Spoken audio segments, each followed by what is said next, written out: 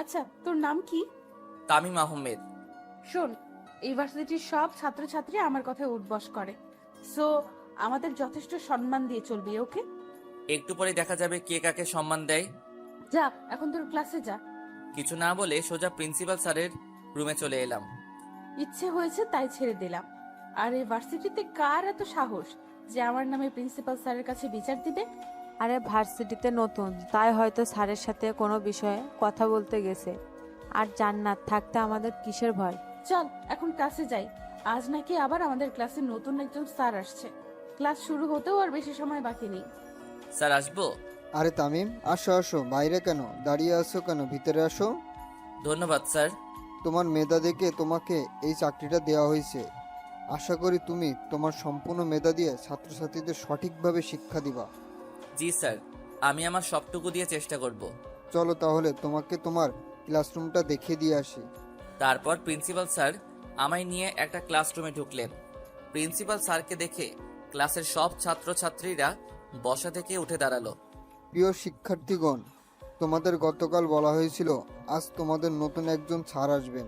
উনিই হলেন তোমাদের নতুন ইংলিশ স্যার। আজ থেকে উনি তোমাদের ইংলিশ ক্লাস করাবেন। সবাই ওনার সাথে পরিচিত হয়ে নাও। আমি তাহলে গেলাম।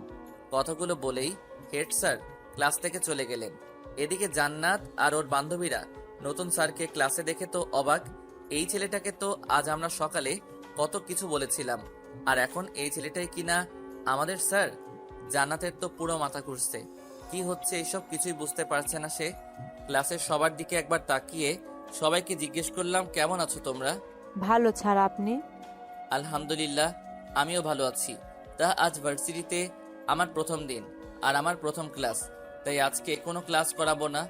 আজকে শুধু তোমাদের সাথে পরিচয় হয়ে নিব, কাল থেকে ক্লাস করাবো। তারপর একে একে সবার নাম জিজ্ঞেস করতে শুরু করলাম। নাম জিজ্ঞেস করতে করতে একদম শেষ পর্যায়ে এসে চোখ পড়লো একটা মেয়ের দিকে।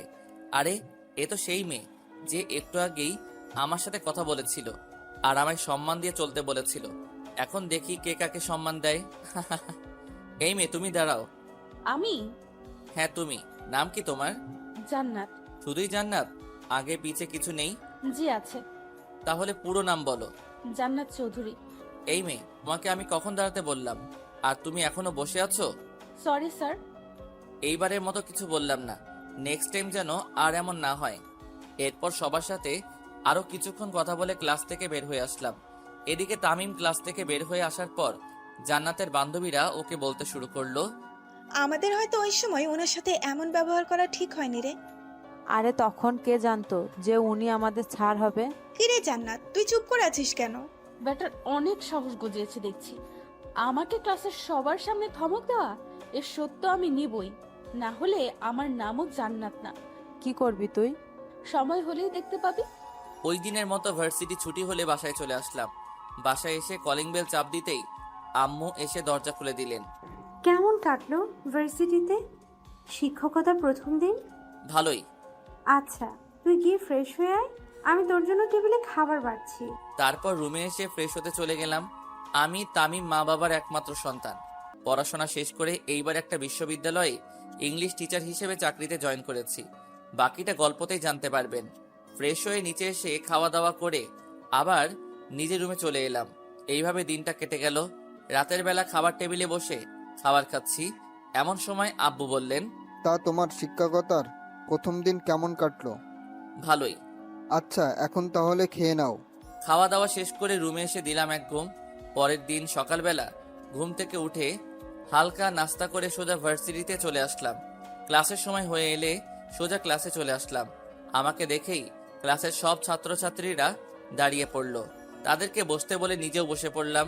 তারপর তাদের একটা পড়া বুঝিয়ে দিয়ে আরেকটা লিখে দেখাতে বললাম। হেঁটে হেঁটে সবার দিকে একবার চোখ বুলিয়ে দেখছি কে কি করছে। হঠাৎ চোখ পড়ল জান্নাত নামের মেয়েটার দিকে। দেখি ও চুপচাপ বসে আছে আর কি যেন ভাবছে। ধীর পায়ে হেঁটে ওর সামনে গিয়ে দাঁড়ালাম। এই, তুমি এইভাবে বসে আছো কেন? আর যেটা লিখতে বললাম সেটা কোথায়, দেখাও। চুপ করে বসে রইল, কিছু বলল না। কি হলো, দেখাও। পারি না। পারো না মানে? ক্লাসের সবাই পারলো, তাহলে তুমি পারবে না কেন? পড়াশোনা তো ঠিক মতো করো না, তাহলে পারবে কিভাবে? কান ধরে দাঁড়িয়ে থাকো। সাথে সাথে ক্লাসের সবাই আমার দিকে তাকালো। সাথে জান্নাতও। মনে হচ্ছে আমি কাউকে গালি দিয়েছি। কি হলো, কথা কানে যায় না? ধমক শুনে এবার আস্তে আস্তে বসা থেকে উঠে কান ধরে মাথা নিচু করে দাঁড়িয়ে রইল। তারপর আরো কিছুক্ষণ পড়ানোর পর বেল দিয়ে দিলে ক্লাস থেকে বের হয়ে আসলাম। কিরে জান্নাত, এটা কি হলো? স্যার তো দেখছি অনেক ডেঞ্জারাস রে। আজ যেভাবে জান্নাতকে কান ধরে দাঁড় করিয়ে রাখলো, না জানি কবে আমাদেরও এমন শাস্তি দেয়।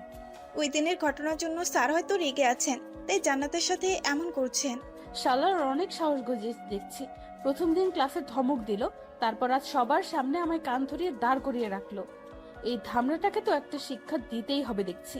কি করবি তুই? আজকেই ব্যাটার একটা ব্যবস্থা নিব। ওই দিনের মতো ভার্সিটি ছুটি হলে জান্নাত ওর বান্ধবীদের বিদায় করে বাসায় চলে আসলো। আর এসেই ওর বাবার রুমে চলে আসলো। কিরে মা, কখন আসলি? এই তো আব্বু, এখন আসলাম। তা কিছু বলবি? কয়েকদিন ধরে ইংলিশ সাবজেক্টে আমার একটু প্রবলেম আছে। আমি তো আগেই বললাম একটা স্যার রেখে দেই তোর জন্য, কিন্তু তুই তো না করে দিলি, বললি এখন লাগবে না। তখন তো আর জানি না যে এমন হবে। তা এখন কি চাস বল? ভার্সিটিতে একজন নতুন ইংলিশ স্যার এসেছে, খুব ভালো পড়ান। ওনাকে বলো আমায় বাসায় এসে পড়াতে। স্যারের নাম কি? তামিম আহমেদ। আচ্ছা, আমি ওই স্যারের সাথে কথা বলে দেখছি। দেখছি না, এই স্যারের কাছেই আমি পড়বো, না হলে কিন্তু পড়বো না। আচ্ছা, ওই স্যারই তোকে পড়াবে। এখন রুমে গিয়ে ফ্রেশ হয়ে নে যা। তারপর জান্নাত ওর রুমে এসে ফ্রেশ হতে চলে গেল। এবার বেটা বুঝবে মজা। এদিকে জান্নাতের বাবা আমজাদ চৌধুরী ভার্সিটির প্রিন্সিপালের কাছে ফোন করে নতুন স্যারের নাম্বার নিয়ে ওই স্যারকে ফোন দিলেন।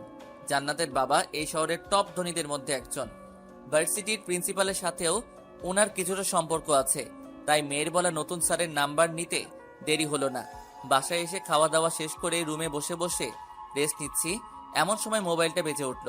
হাতে নিয়ে দেখি একটা আননোন নাম্বার থেকে কল এসেছে। কিছুক্ষণ রিং হওয়ার পর রিসিভ করলাম। আসসালামু আলাইকুম, কে বলছেন? ওয়ালাইকুম আসসালাম। তোমার নাম কি তামিম? জি, আমার নাম তামিম, কিন্তু আপনি কে? আমাকে নিশ্চয়ই চিনবে, আমি আমজাদ চৌধুরী, জান্নাতের বাবা। আমজাদ চৌধুরীর নাম অনেকবার শুনেছি, এই শহরের নামকরা ধনীদের মধ্যে একজন, কিন্তু জান্নাত যে ওনার মেয়ে এটা জানতাম না। জান্নাত কি তাহলে আমার নামে ওর বাবার কাছে নালিশ করেছে, যার কারণে উনি আমায় ফোন দিলেন? করলে করুক, আমি তো ওর সাথে কোনো খারাপ ব্যবহার করিনি। জান্নাতের কাছ থেকে শুনলাম তুমি নাকি ওদের ভার্সিটিতে নতুন জয়েন হয়েছো আর ওদের ইংলিশ ক্লাস নাও। জি, আপনি ঠিকই শুনেছেন, কিন্তু আপনি আমায় ফোন করলেন কিসের জন্য জানতে পারি? জান্নাতের নাকি ইংলিশ সাবজেক্ট কিছু প্রবলেম আছে, তাই ও তোমার কাছে পড়তে চায়। না করতে পারবা না, কিন্তু মেয়েটাকে আমি কথা দিয়ে ফেলেছি যে তুমি ওকে বাসায় এসে পড়াবা। আঙ্কেল, আমি সবেমাত্র ভার্সিটিতে জয়েন হলাম, কিছুদিন পর থেকে পড়ালে হয় না? যেভাবে ধরেছেন তাতে তো সোজাসুজি না করতে পারবো না, তাই এই কথা বললাম। দেখো, ও ছোটবেলা থেকে মাকে হারিয়েছে, তাই ছোট থেকে ওর কোনো কথা আমি অমান্য করিনি। তুমি প্লিজ না করো না বাবা। ওকে আঙ্কেল, আমি জান্নাতকে পড়াবো, কিন্তু আপনার বাসার ঠিকানাটা? এখানে এসে একটা বড় বাড়ি দেখতে পাবা, ওইটাই আমার বাসা। তা পড়তে কখন আসবা? সন্ধ্যা 7টার দিকে আসবো আঙ্কেল। ওকে, তাহলে রাখি, তুমি ঠিক সময়ে চলে এসো। বলেই কল কেটে দিলেন। কল কেটে দিয়ে মেয়ের রুমে গিয়ে খবরটা দিয়ে আসলেন আমজাদ সাহেব। খবরটা পেয়ে তো জান্নাত বেজায় খুশি। চাকরিতে জয়েন হলাম 2 দিনও হলো না, আর এই মেয়ে এখনই আমার কাছে পড়তে যাচ্ছে। ডাল মেয়ে জরুর কুছ কালা হ্যায়। ওই দিনের মতো রাতের খাবার খেয়ে ঘুমিয়ে পড়লাম। পরের দিন সকালবেলা উঠে ভার্সিটিতে গেলাম, কিন্তু জান্নাত নামের মেয়েটাকে ক্লাসে দেখতে পেলাম না। হয়তো আজ ভার্সিটিতে আসেনি। ভার্সিটি শেষে বাসায় এসে খাওয়া দাওয়া করে কিছুক্ষণ রেস্ট নিলাম। তারপর আম্মুকে বলে জান্নাতকে পড়ানোর জন্য বাসা থেকে বের হয়ে আসলাম। জান্নাতের বাড়ির সামনে এসে ভিতরে ঢুকতে যাব, এমন সময় গেটের কাছে থাকা দারোয়ানটা আমার পথ আটকে জিজ্ঞেস করলো, কে আপনি? আর এখানে কি চাই? জি, আমায় আমজাদ চৌধুরী আসতে বলেছেন ওনার মেয়েকে পড়ানোর জন্য। আপনি এইখানে একটু দাঁড়ান, আমি এক্ষুনি আসছি। বলেই লোকটা ভিতরে চলে গেল। কিছুক্ষণ পর আবার সামনে এসে বলল, স্যার আপনাকে ভিতরে যেতে বলেছে। তারপর ভিতরে ঢুকে দেখি অনেক সুন্দর একটা বিশাল বাড়ি, চারদিকে বাগান আর অনেক মানুষ দাঁড়িয়ে আছে। মনে হচ্ছে এরা আমজাদ সাহেবের লোক। তারপর বাসার ভিতরে গিয়ে দেখি আমজাদ সাহেব সোফার মধ্যে বসে আছেন। আমাকে দেখেই বললেন, তাহলে তুমি জান্নাতের ইংলিশ টিচার? জি। মেয়েটা আমার একটু জেদি টাইপের, আর কারো কথা শোনে না। তুমি একটু ম্যানেজ করে নিও বাবা। আচ্ছা আঙ্কেল। চলো তোমাকে ও রুমটা দেখিয়ে দিয়ে আসি। তারপর উনি আমায় উপরের একটা রুমে নিয়ে এসে ঢুকলেন। দেখলাম ঘরটা অনেক সুন্দর করে সাজানো, আর বিছানার উপর একটা মেয়ে বসা। আরে এটাই তো জান্নাত। জান্নাত আমাকে দেখতে পেয়েই বিছানা থেকে উঠে বসলো। পরনে শর্ট প্যান্ট আর গায়ে একটা শার্ট। একবার দেখে চোখ নামিয়ে নিলাম। মামুনি, তোমার স্যার এসেছে, রেডি হয়ে পড়তে বসো, আমি গেলাম। বলেই আমজাদ সাহেব রুম থেকে চলে গেলেন। স্যার দাঁড়িয়ে আছেন কেন, বসেন। ওর কথা শুনে আশেপাশে তাকিয়ে দেখলাম একটা টেবিলে অনেকগুলো বই রাখা। ওইটাই গিয়ে একটা চেয়ার টেনে বসে পড়লাম। জান্নাত কিছুক্ষণ কি যেন করলো, সেদিকে আমি ধ্যান দিলাম না। কিছুক্ষণ পর জান্নাত এসে আমার সামনে চেয়ারটায় বসে পড়লো। কোনটা বুঝো না বলো, আমি বুঝিয়ে দিচ্ছি। এই চ্যাপ্টারের কিছুই বুঝি না। ওকে দেখো, আমি বুঝিয়ে দিচ্ছি। কিছুক্ষণ বোঝানোর পর ওর দিকে তাকিয়ে দেখি ও এক ধ্যানে আমার দিকে তাকিয়ে আছে। এইভাবে তাকিয়ে আছো কেন? আর এতক্ষণ যা বুঝালাম বুঝতে পেরেছো, নাকি কোথাও কোনো প্রবলেম আছে? হ্যাঁ না, মানে আসলে একটা কথা বলার ছিল। হ্যাঁ বলো, কি বলবা? Sir I love you. What? বেয়াদব মেয়ে কোথাকার! স্যারকে কেউ এসব বলে? আরে স্যার, আপনি যেটা ভাবছেন সেটা নয়, বলছি আই লাভ ইউ এর মানেটা কি? কোন ক্লাসে পড়ো এবার? ছাত্রী পড়াতে আসলেন, অথচ ছাত্রী কোন ক্লাসে পড়ে এটাও জানেন না। এই মেয়ে চুপ, একদম হাসবে না। যা বলছি তার উত্তর দাও। অনার্স প্রথম বর্ষে।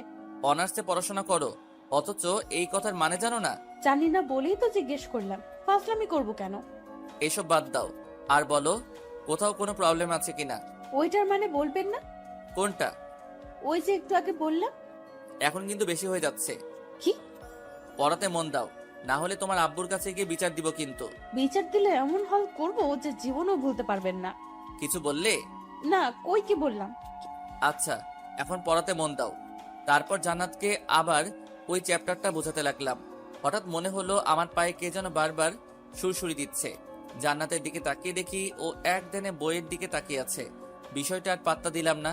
কিছুক্ষণ পর আবার পায়ে সুরসুরির অনুভব করলাম। তার সাথে টেবিলের নিচে তাকালাম, কিন্তু কিছুই দেখতে পেলাম না।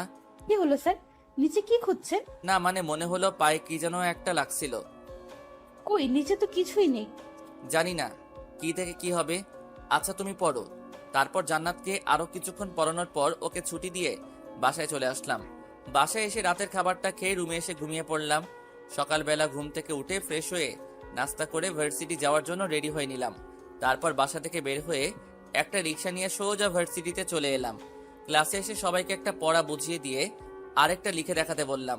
সবাই লিখছে আর আমি একে একে সবার খাতার চোখ বুলিয়ে যাচ্ছি। হঠাৎ জান্নাতের খাতার উপর চোখ পড়তেই দেখি ওর খাতায় বড় করে একটা লাভ এঁকে সেটাকে কালার করছে। মেজাজটাই খারাপ হয়ে গেল ওর কাণ্ড দেখে। সাথে সাথে ওকে ধমক দিয়ে দাঁড়াতে বললাম। ও ধমক শুনে দাঁড়িয়ে গেল। এটা কি এঁকেছো? স্যার, আপনি চোখে কম দেখেন নাকি? চুপ বেয়াদব মেয়ে কোথাকার! স্যারের মুখের উপর কথা বলো, এত সাহস! আমি কি তোমায় এইসব আঁকতে বলেছি? না। তাহলে এইসব কেন এঁকেছো? বের হও ক্লাস থেকে। ক্লাস থেকে বের হও, না হলে কান ধরে দাঁড় করিয়ে রাখবো। আমার দিকে একবার কান্না ভেজা চোখে তাকিয়ে দৌড়ে ক্লাস থেকে বের হয়ে গেল।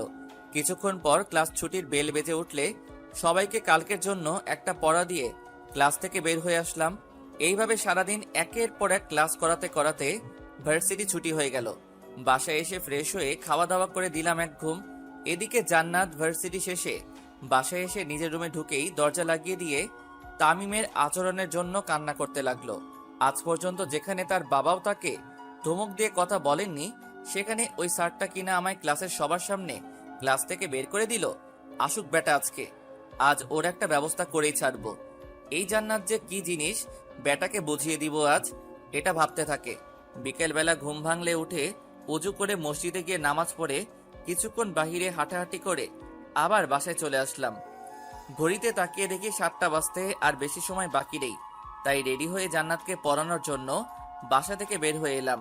কিছুক্ষণ হাঁটার পর জান্নাতের বাড়ির সামনে চলে এলাম। গেট খুলে দারোয়ান আমায় ভিতরে ঢুকিয়ে আবার গেট লাগিয়ে দিল। বাসার ভিতরে যাওয়ার জন্য পা বাড়াতে যাব এমন সময় সামনে তাকিয়ে দেখি একটা ছেলে একটা লোককে মাটিতে ফেলে উড়াধুরা মাইর মারছে, আর তাদেরকে ঘেরাও করে আছে কালো কোট পরা কয়েকটা বডিগার্ডের মতো লোক। ভুল বাড়িতে চলে আসলাম নাকি? না, গতকালকের বাড়িতেই তো এসেছি, কিন্তু ওই ছেলেটা ওই লোকটাকে মারছে কেন? হঠাৎ ওই ছেলেটা আমার দিকে ঘুরে তাকালো। ছেলেটাকে দেখেই ভয়ে আমার হাত পা কাঁপতে শুরু করলো। এইখানে কি করছে? আরে এ তো রাসেল, এই শহরের নাম করা একজন গুন্ডা। হঠাৎ দেখলাম রাসেল ছেলেটার হাতে থাকা হকি স্টিক নিয়ে আমার দিকে এগিয়ে আসছে। আল্লাহ, এ আমার দিকে আসছে কেন? মারবে না তো? এই, কে তুই? আর এইখানে কি চাই? না মানে আসলে আমি যা বলার সোজাসুজি বল, এত তোতলাচ্ছিস কেন? ভাইয়া, উনি আমার স্যার, আমায় পড়াতে এসেছেন। কিছু বলার আগে কে যেন কথাটা বলে উঠল। চারপাশে তাকিয়ে কাউকে দেখতে না পেয়ে উপরের দিকে তাকাতেই দেখলাম জান্নাত ও রুমের বারান্দায় দাঁড়িয়ে আছে। হয়তো জান্নাত এই কথাটা বলেছে, কিন্তু জান্নাত উনাকে ভাইয়া বলল কেন? তার মানে কি রাসেল জান্নাতের ভাই? ও সরি, আসলে আমি চিনতে পারিনি। প্লিজ কিছু মনে করবেন না। না না, ঠিক আছে, আমি কিছু মনে করিনি। আচ্ছা, আপনি তাহলে ভিতরে যান। আচ্ছা, কিন্তু আপনি এই লোকটাকে মারছেন কেন? এই লোকটা জান্নাতের কলেজের স্যার। জান্নাত কলেজে থাকতে এই লোকটা একবার জান্নাতকে বকেছিল, সেটার শোধ নিচ্ছি আজকে। সে তো অনেক আগের ঘটনা, তার জন্য ওনাকে আজ শাস্তি দিচ্ছেন? আসলে আমি এই কয় মাস দেশের বাইরে ছিলাম, তাই বেটাকে কিছু করতে পারিনি। গতকাল রাতে দেশে ফিরলাম, আর এসেই একে ধরে নিয়ে আসলাম। কিন্তু উনি তো জান্নাতের স্যার, আর স্যার হয়ে স্টুডেন্টকে বকা দিতেই পারেন, এটা তো স্বাভাবিক। স্যার হোক আর যেই, আমার বোনকে কেউ বকা দিলে বা ওর ওপর কথা বললে ওরও এমন হাল করব যেমন এর করেছি। তাহলে নেক্সটে মনে হয় আমার নামই আগে। কিছু বললেন স্যার? হ্যাঁ, না মানে কই কি বললাম, কিছু না। আচ্ছা, আর আপনি এতক্ষণ ধরে এইখানে দাঁড়িয়ে আছেন কেন? যান ভিতরে যান। আচ্ছা। তারপর ভিতরে ঢুকে দেখি বাসায় কেউ নেই, তাই সোজা জান্নাতের রুমে চলে এলাম। আমাকে আসতে দেখে জান্নাত একটা চেয়ার টেনে আমায় বসতে বলল। আমি কিছু না বলে বসে পড়লাম। জান্নাত তো আমার সামনের চেয়ারে এসে বসে পড়ল। আচ্ছা রাসেল যে, উনি তোমার কি হন? ভাইয়া। কেমন ভাইয়া? কেমন আবার, আপন ভাইয়া। আমরা এক ভাই এক বোন, উনি বড় আর আমি ছোট। খাইসা মারে, রাসেল জান্নাতের আপন ভাই হয়? এটা আজ জানলাম। জান্নাতের সম্পর্কেও তেমন কিছু জানি না। কিছু না জেনেই মেয়েটাকে পড়াতে চলে আসলাম। না জানি কপালে কি দুঃখ আছে। ওর ভাই যদি জানতে পারে আমি জান্নাতকে একদিন না 2 দিন না 3 দিন বকেছি, তাহলে আমার কি হবে? কি হলো স্যার, এত কি ভাবছেন? আজ পড়াবেন না? পড়াবো। আচ্ছা জান্নাত, একটা কথা বলি। কি কথা বলে? ভার্সিটিতে এত স্যার থাকতে তুমি আমার কাছে কেন পড়তে চাইলা? তোমাকে যে শিক্ষা দেব তয়। কি হলো, চুপ করে আছো কেন, বলো। আসলে স্যার, প্রথম দিন আপনার ক্লাস করেই বুঝতে পেরেছিলাম যে আপনি স্যার হিসেবে ইংলিশে খুব ভালো। তার জন্যই আব্বুকে বলে আপনাকে আমার হোম টিচার বানিয়ে নিলাম। ও আচ্ছা, এখন পড়ো। কি পড়বো? গতকাল যে চ্যাপ্টারটা বুঝিয়েছিলাম, বুঝেছো? একটু একটু। আচ্ছা, আজকে আবার ওটা বোঝাচ্ছি, খেয়াল করো। কিছুক্ষণ পর বুঝেছো তাহলে? আরেকবার বোঝালে ভালো হয়। ওকে, খেয়াল করো আবার। কিছুক্ষণ বোঝানোর পর, আর কোথাও কোনো প্রবলেম আছে? স্যার, এই চ্যাপ্টারের কিছুই বুঝি না। বুঝবে কিভাবে? হ্যাঁ, পড়াশোনায় তো মন নেই, সারাক্ষণ শুধু ফাইজলামি। স্যার, আমায় ধমক দিয়ে কথা বলবেন না বলে দিলাম। এই, তুমি আমায় হুমকি দিচ্ছ? হ্যাঁ, ছাত্রী হয়ে স্যারের সাথে এইভাবে কথা বলতে লজ্জা করে না? বেয়াদব মেয়ে কোথাকার। ওই শালা চুপ! আর একটাও কথা বলবি না। অনেক শুনেছি তোর বকবক, আর নয়। নিজেকে কি ভেবেছিস? হ্যাঁ, যখন তখন আমায় ধমক দিয়ে কথা বলবি আর আমি কিছুই বলবো না? আমার শার্টের কলার চেপে ধরে, এই, এটা কেমন অসভ্যতা! ভুলে যেও না আমি তোমার স্যার, সম্মান দিয়ে কথা বলো, না হলে। না হলে কি করবি তুই? হ্যাঁ, আমি কিন্তু তোমার আব্বুর কাছে তোমার নামে বিচার দিব। ভাইয়া যে একটা লোককে মারতেছে দেখেছেন? উনি তো। হ্যাঁ, উনি আমার কলেজের স্যার। আর এটাও নিশ্চয়ই জেনে গেছেন যে ভাইয়া ওই স্যারকে কেন মারতেছে। এখন আপনিও আমার স্যার, যদি ভাইয়ার কাছে আপনার নামে বিচার দেই তো কি হবে ভাবতে পারছেন? মানে তুমি কেন আমার নামে বিচার দিবে? আমি কি করেছি? এই যে আপনার ভার্সিটির প্রথম ক্লাস থেকে শুরু করে এই পর্যন্ত আমায় কতবার ধমক দিয়েছেন আর বকা দিয়েছেন, হিসাব আছে? স্যার হিসেবে তো তোমায় বকা দিতেই পারি, তাই না? এইখানে তোমার ভাইয়ার কাছে বিচার দেবার কি আছে? ওকে, বিচার দিব না, তবে এর জন্য আপনাকে আমার একটা শর্ত মানতে হবে। কি শর্ত? এখন থেকে আপনাকে আমার সব কথা মেনে চলতে হবে। রাজি? এটা আবার কেমন কথা?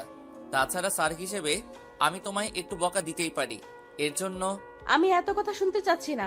আমার শর্তে রাজি কি না সেটা বলেন। আরে ওকে, রাজি হওয়া লাগবে না। আমি ভাইয়ার কাছে গিয়ে আপনার নামে একটু প্রশংসা করে আসি। এই না না, আমি রাজি তো। আমার সব কথা মেনে চলতে হবে কিন্তু। ওকে। তাহলে আজ থেকে আমায় আর বকা দিতে পারবেন না, বলে দিলাম।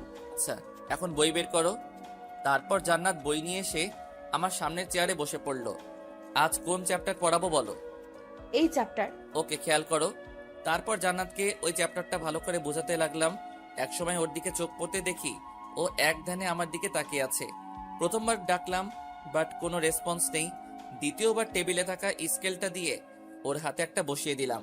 সাথে সাথে সে হকচকিয়ে উঠল। কি হলো স্যার, আপনি আমায় মারলেন কেন? মারবো না তো কি করব? এতক্ষণ ধরে পড়াচ্ছি, অথচ তুমি বইয়ের দিকে না তাকিয়ে আমার দিকে হাবলির মতো তাকিয়ে আছো। এমন করলে পড়া মাথায় ঢুকবে কিভাবে? কি কি বললেন? আমি হাবলি? দাঁড়ান, আমি এক্ষুনি গিয়ে ভাইয়ের কাছে আপনার নামে বিচার দিব। আরে আরে, এইখানে ভাইয়াকে টানছো কেন? স্যার হয়ে তো তোমাকে মারার অধিকার আমার আছেই। একটু আগে আপনি আমায় কি বললেন মনে নেই?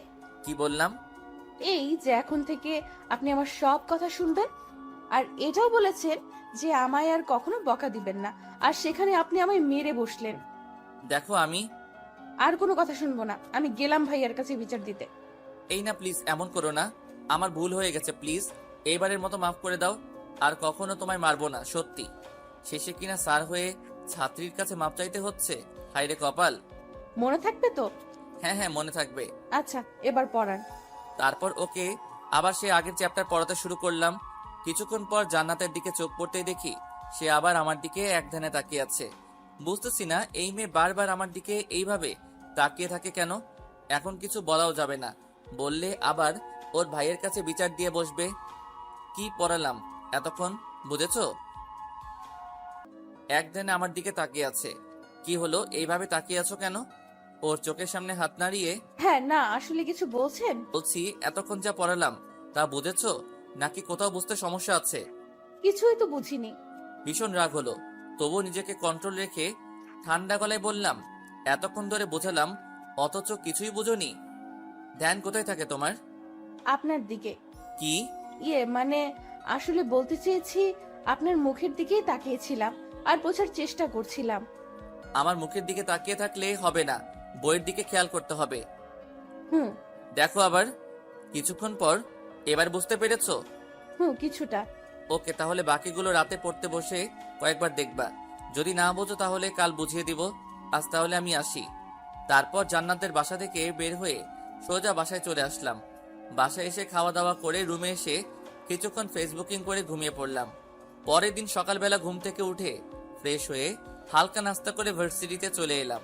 ক্লাসে এসে সবাইকে ক্লাস করাচ্ছি, এমন সময় দেখি জান্নাত ওর বন্ধুদের সাথে কি যেন কথা বলছে আর হাসাহাসি করছে। দিলাম এক ধমক মেয়েটাকে, সাথে ওর বন্ধুদেরকেও। ধমককে সবাই চুপ হয়ে গেল, আর জান্নাত আমার দিকে একটু রাগী দৃষ্টিতে তাকালো। ওর তাকানো দেখে একটু ভয় পেলাম, তবু মনে মনে বললাম, এটা তো আর ওর বাসা না যে ধমক দেওয়া যাবে না, এটা তো ভার্সিটি। কিছুক্ষণ পর বেল বেজে উঠল। ক্লাস থেকে বের হয়ে আরেক ক্লাসে চলে গেলাম ক্লাস করানোর জন্য। এইভাবে এক এক করে ক্লাস করাতে করাতে ভার্সিটি ছুটি হয়ে গেল। তারপর বাসায় চলে আসলাম, আর এসে ফ্রেশ হয়ে খাওয়া দাওয়া করে নিলাম। খাওয়া দাওয়া করে রুমে এসে কিছুক্ষণ ঘুমিয়ে পড়লাম। সন্ধ্যাবেলা চলে এলাম জান্নাতের বাসায় ওকে পড়াতে। এসে ও রুমে ঢুকে দেখি ও বিছানায় বসে বসে ফোন টিপছে। আমি আসাতে ও ফোনটা রেখে দিয়ে টেবিলে এসে পড়তে বসলো। গতকাল যে চ্যাপ্টারটা দেখতে বলেছিলাম দেখেছিলে? হুম। বুঝতে পেরেছো নাকি বুঝো নাই? বুঝি নাই। আচ্ছা, তুমি ইন্টারে কি পেয়েছিলে? A+। A+ পেয়েছো, অথচ এখনো ইংলিশ কিছুই বুঝো না? বুঝলে তো ভালোই হতো, আপনাকে আর কষ্ট করে এখানে আসতে হতো না। আচ্ছা বাদ দাও, আজকে অন্য চ্যাপ্টার পড়াবো। বই বের করো। কিছু না বলে বই এগিয়ে দিল। সম্পূর্ণ ধ্যান বইয়ের দিকে রাখবা, যাতে কোনো কিছু বুঝতে অসুবিধা না হয়। তারপর জান্নাতকে কিছুক্ষণ চ্যাপ্টারটা বুঝিয়ে ওইখান থেকে কয়েকটা প্রশ্ন লিখে দিয়ে ওকে উত্তর লিখে দিতে বললাম। কলম মুখে নিয়ে একটু পরপর কামড়াচ্ছে, কিন্তু উত্তর আর লিখতে পারছে না। পাশে থাকা বইটা দিয়ে ওর মাথায় মেরে বসলাম। এইগুলো তো আজকেই ক্লাসে করালাম, ক্লাসে বসে গল্প করলে পড়া বুঝবে কিভাবে? সাথে সাথে ওর চেয়ার থেকে উঠে এসে আমার কলার চেপে ধরলো আর বলতে লাগলো, এই শালা, স্যার হয়েছিস বলে যখন তখন আমায় মারবি বকবি আর আমি কিছুই বলবো না, তাই না? ক্লাসেও প্রতিদিন আমায় বকা দিস, আবার এখানেও এসে আমায় বকা দিস। আমায় কি পেয়েছিস তুই? হ্যাঁ, এই এটা কেমন অসভ্যতা? আমি তোমার স্যার। রাখ তোর স্যার। আমার সামনে এত স্যারগিরি দেখাতে আসবি না, না হলে ভাইয়াকে বলে এমন ধোলাই খাওয়াবো যে জীবনেও বিছানা থেকে উঠে দাঁড়াতে পারবি না। ওর কথায় এতক্ষণ ভয় না পেলেও ওর ভাইয়ের কথা শুনতেই ভয়ে টুপ গিলতে লাগলাম। যে ডেঞ্জারাস লোক জান্নাতের কথায় সত্যি সত্যি মেরে বিছানায় শুয়ে দিতে পারে। কি ভাইয়াকে ডাক দিব? না না, এখন ভয় পাচ্ছেন কেন? কই ভয় পাচ্ছি? তুই পড়তে বসো, এমনিতেই আজ বেশি পড়া হয়নি। হুম, আজ পড়াও হবে না। তাহলে আমি চলে যাই? হুম, যাওয়াও যাবে না। তাহলে কি করব? একটা চেয়ার টেনে আমার সামনাসামনি এসে বসে পড়লো। আমার চোখের দিকে তাকান। কেন? তাকাতে বলছি না? ভয়ে ওর দিকে মুখ তুলে তাকালাম। আমার চোখের দিকে তাকান। তাকালাম। কিছু দেখতে পাচ্ছেন? চোখের ভিতর কালো মণি। উফ, আমি সেটা বলিনি। অন্য কিছু দেখতে পাচ্ছেন না? চোখের ভিতরে আর কি থাকবে? ভালোবাসার নজরে তাকিয়ে দেখেন, সব বুঝে যাবেন। ওর কথা শুনে বুঝতে বাকি রইল না যে ও কি বলতে চাচ্ছে, কিন্তু এটা তো সম্ভব নয়, কারণ ও আমার ছাত্রী। কি হলো, চুপ করে আছেন কেন? আমার একটা কাজ আছে, আমি গেলাম বলেই দরজার সামনে আসতে না আসতেই পিছন থেকে জান্নাত ডাক দিয়ে দাঁড়াতে বলল। আমিও দাঁড়িয়ে গেলাম। চেয়ার থেকে উঠে আমার একদম কাছে চলে আসলো আর তার দুই হাত দেয়ালে দুই পাশে রেখে আমায় ওর হাতের মধ্যে বন্দি করে ফেললো। এই এই কি করছো এইসব? আমাকে ভালো লাগে না আপনার? দেখো আমি তোমার স্যার, আর সরো। চুপ, আর একটাও কথা শুনতে চাই না। আমি কি চাচ্ছি সেটা আপনি ভালো করেই বুঝতে পেরেছেন, আর আমি যে জিনিসের উপর চোখ রাখি সেটা যে কোনো মূল্যে আদায় করে নিই। আমার কাজ আছে, আমায় যেতে দাও প্লিজ। এত কাজ কিসের? আমাকে ভালো লাগে না বুঝি? দেখো তুমি কিন্তু বাড়াবাড়ি করছো। কি বাড়াবাড়ি করলাম? এমন করলে আমি কিন্তু আর তোমাকে পড়াতে আসবো না। সাথে সাথে আমার কলারটা চেপে ধরে আমার মুখের কাছে ওর মুখ এনে বলল, মেরে একদম হাত পা ভেঙে দিব ভাইয়াকে বলে। ওকে ডাক দাও তোমার ভাইয়াকে। ভাইয়া? সাথে ওর মুখ চেপে ধরলাম। ভুল হয়ে গেছে আমার, প্লিজ ভাইয়াকে ডাক দিও না। তাহলে একটা কিস দেন। হোয়াট? পাগল নাকি? আমি এসব পারবো না। না পারলে আর কি করার, ভাইয়া এখন উপরেই আছে, মায়ের খাওয়ার জন্য রেডি থাকুন। কিছু বলতে যাব এমন সময় কারো জুতার আওয়াজ শুনে বুঝতে পারলাম কেউ নিশ্চয়ই উপরে আসছে। রাসেল ভাই নয় তো? আল্লাহ বাঁচিয়ে রেখো লোকটার কাছ থেকে। এদিকে জান্নাত আমার অবস্থা দেখে শয়তানি হাসি হাসছে। কিছুক্ষণ পর কেউ একজন দরজার কাছে এসে টুকা দিয়ে বলল, জান্নাত, আমায় ডেকেছিস? কোনো সমস্যা? দরজা খোল, আমি ভিতরে আসবো। কণ্ঠটা শুনে বুঝতে বাকি রইল না যে লোকটাকে। এতক্ষণ ধরে যার ভয় পাচ্ছিলাম সে এসেই পড়েছে। কথায় আছে না, যেখানে বাঘের ভয় সেখানে সন্ধ্যা হয়। বোন দরজা খোল, চুপ করে আছিস কেন? কি ভাইয়ের কাছে আপনার নামে বিচার দিব? আমি কি করলাম যে তুমি আমার নামে বিচার দিবা? ওই যে আমায় সবসময় ধমকান। বললাম তো আর ধমকাবো না। এটা বললে হবে না, যা চেয়েছি সেটা দিতে হবে, না হলে দরজা খুলে ভাইয়াকে সব বলে দিব। কি দিব বলো? পাপ্পি। দেখো জান্নাত, আমি তোমার স্যার, আমাদের মধ্যে। আমি এত কিছু শুনতে চাচ্ছি না। আপনি দিবেন নাকি আমি ভাইয়াকে সব বলে দিব? আরে কেন আমার সাথে এমন করছো? আমি কি ক্ষতি করেছি তোমার? ভালোবাসি যে তাই। এখন বেশি কথা না বলে যেটা চেয়েছি সেটা দিয়ে দেন, না হলে আমি কি করতে পারি বুঝতেই পারছেন। জান্নাত, বোন আমার, কি হয়েছে তোর? কথা বলছিস না কেন? বুঝেছি, এইভাবে কাজ হবে না। ওকে, আমি ভাইয়াকে আপনার কথা বলে দেই।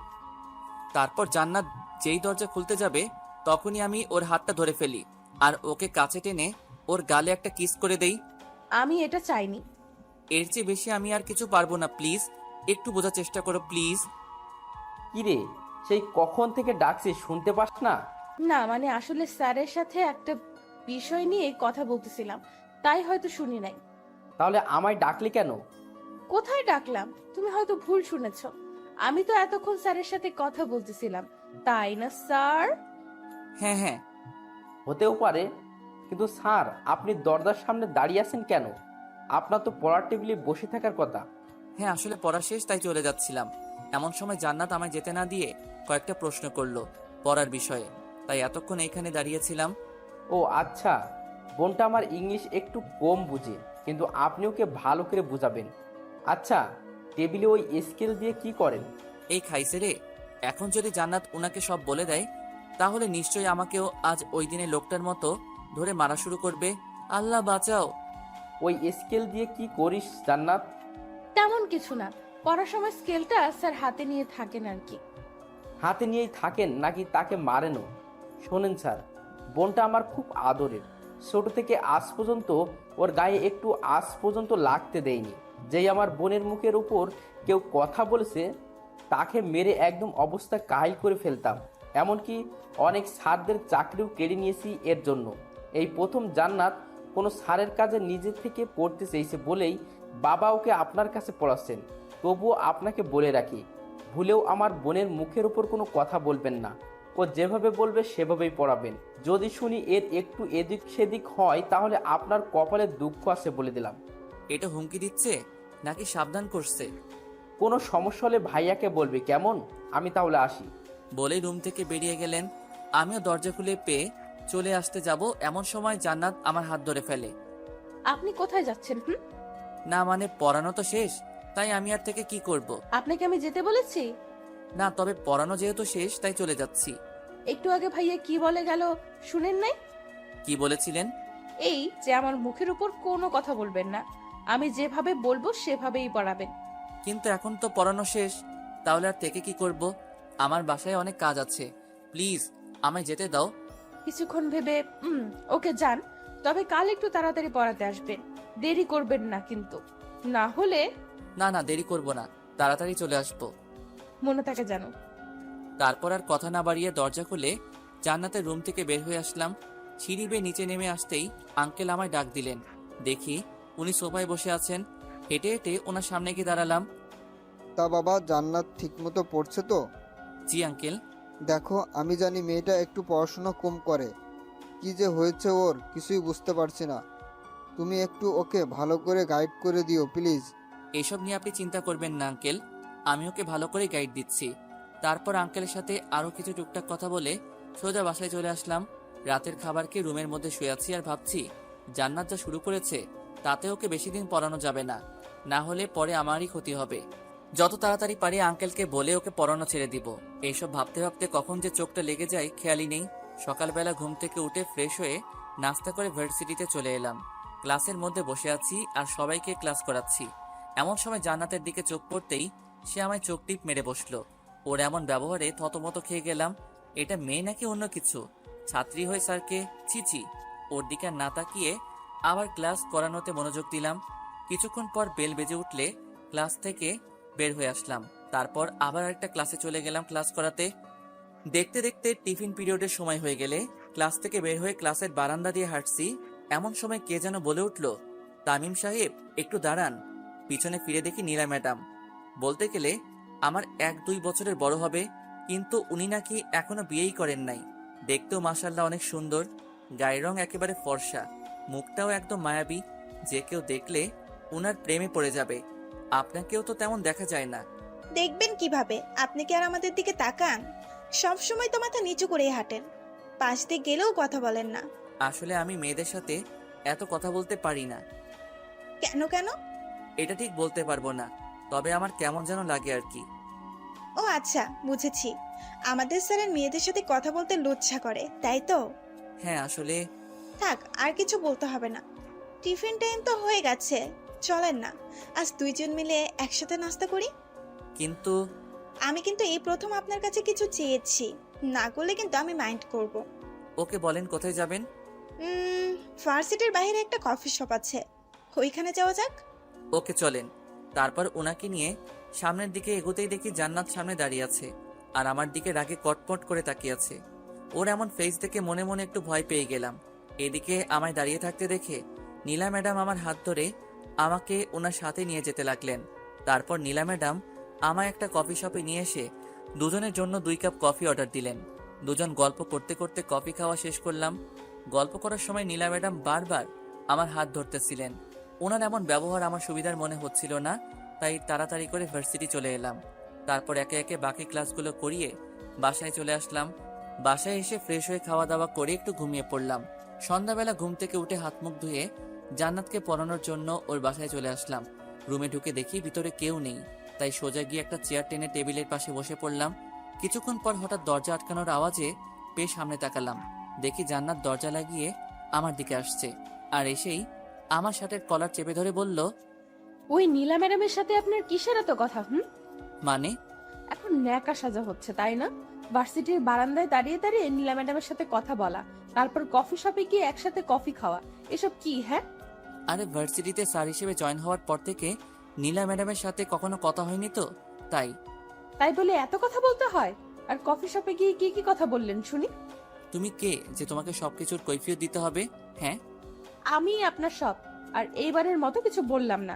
নেক্সট টাইম যদি কখনো ওই নীলা ম্যাডামের সাথে আপনাকে কথা বলতে দেখি, তাহলে তাহলে কি করবে? হ্যাঁ, কিছুই করব না, শুধু ভাইয়ার কাছে আপনার নামে দু একটা কথা বলবো। ভয় দেখাচ্ছ তাই না? হুম। ওই নীলা ম্যাডামের সাথে কথা বলতে নিষেধ দিচ্ছি শুধু। অনেক কথা হয়েছে, এখন পড়তে বসো। কিছু না বলে একটা চেয়ার টেনে আমার গা ঘেঁষে বসে পড়লো। এইখানে বসেছো কেন? সামনের দিকে গিয়ে বসো। আজ এখানেই বসবো। আর পড়ালে পড়ান, না পড়ালে নাই। আর কোনো উপায় না পেয়ে ওকে পড়াতে রাখলাম। জান্নাতকে পড়াচ্ছি, এমন সময় হুট করে ও আমার গালে একটা কিস করে বসলো। ও এমন কিছু করে বসবে তা আমি স্বপ্নেও ভাবিনি। এই মেয়ে, তোমার লজ্জা শরম বলতে কিছু নেই নাকি?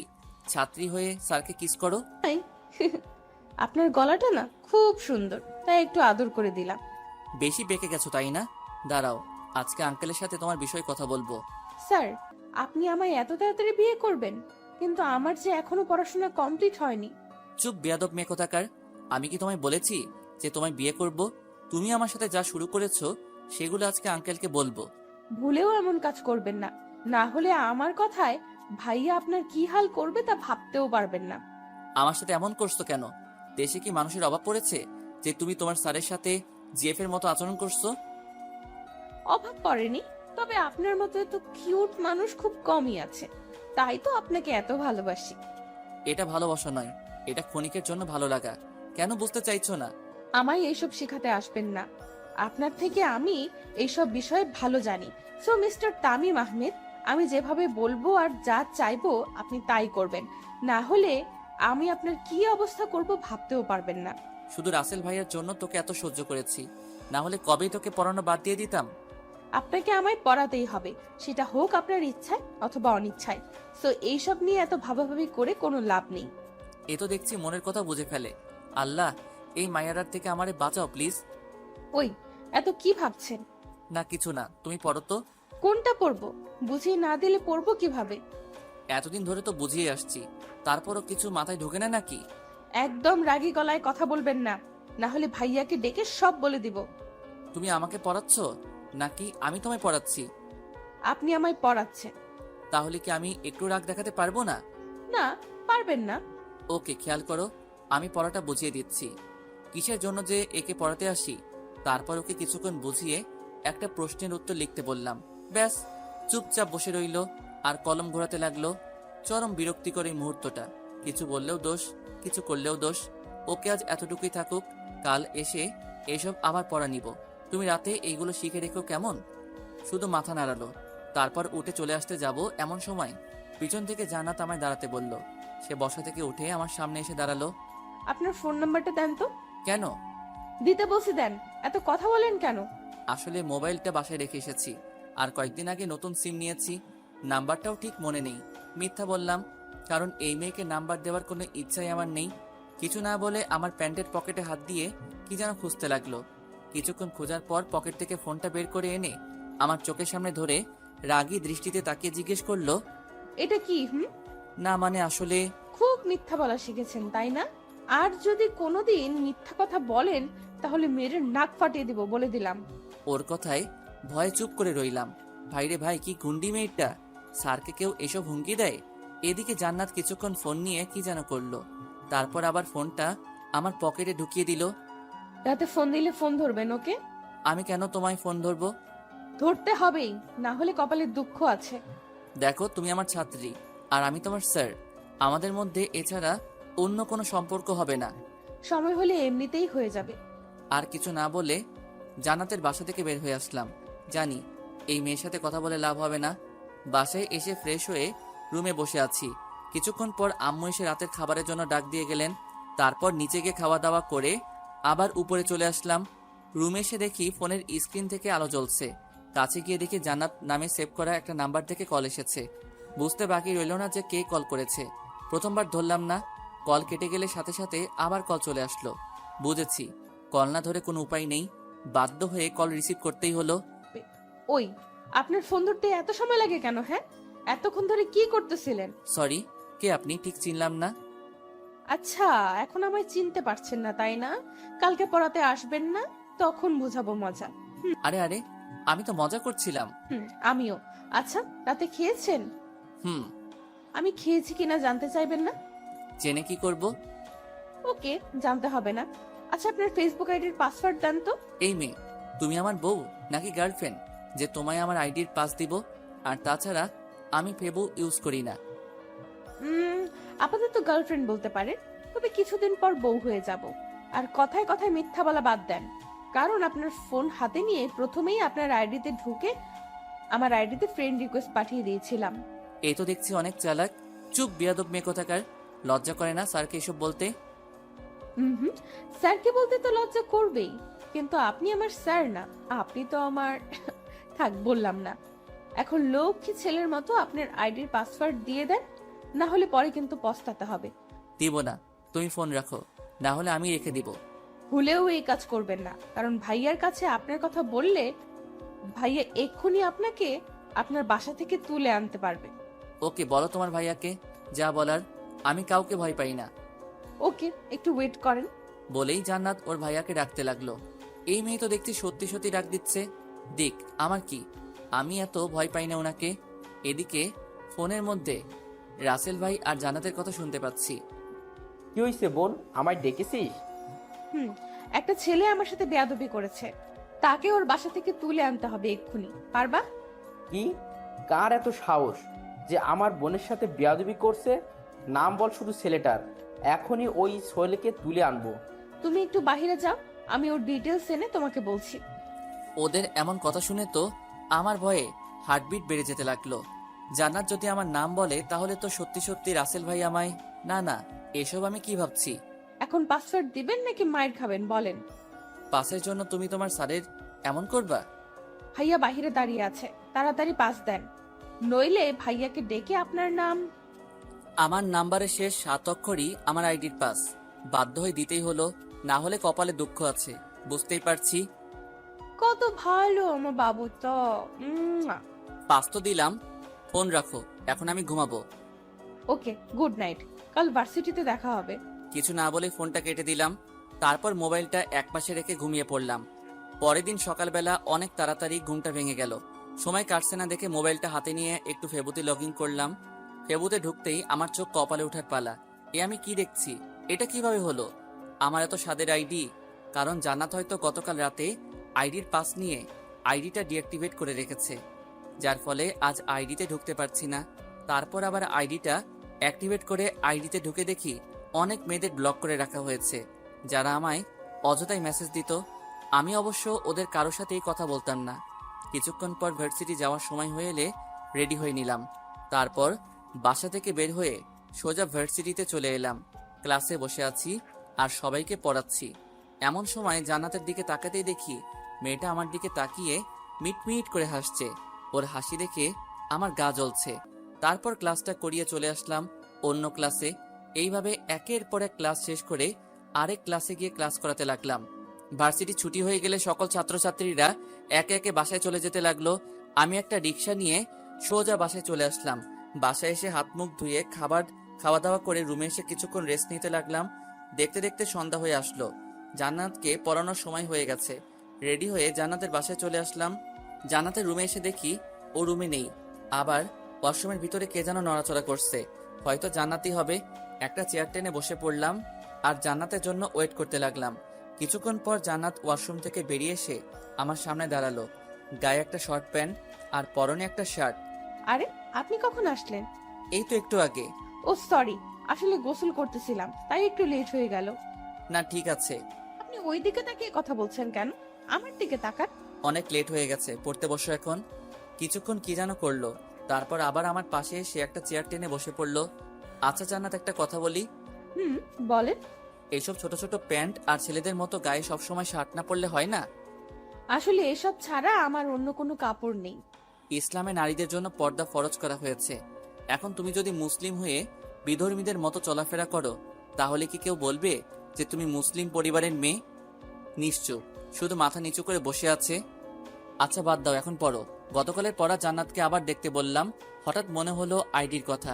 ওকে জিজ্ঞেস করে দেখি ও ডিঅ্যাক্টিভেট করেছিল কিনা। আচ্ছা, তুমি আমার ফেবু আইডি ডিঅ্যাক্টিভেট করেছিলে কেন? আপনার আইডিতে অনেক ময়লা জমেছিল, তাই আইডিটা ডিঅ্যাক্টিভেট করে রেখেছিলাম। কি? আইডিতে আবার ময়লা জমে?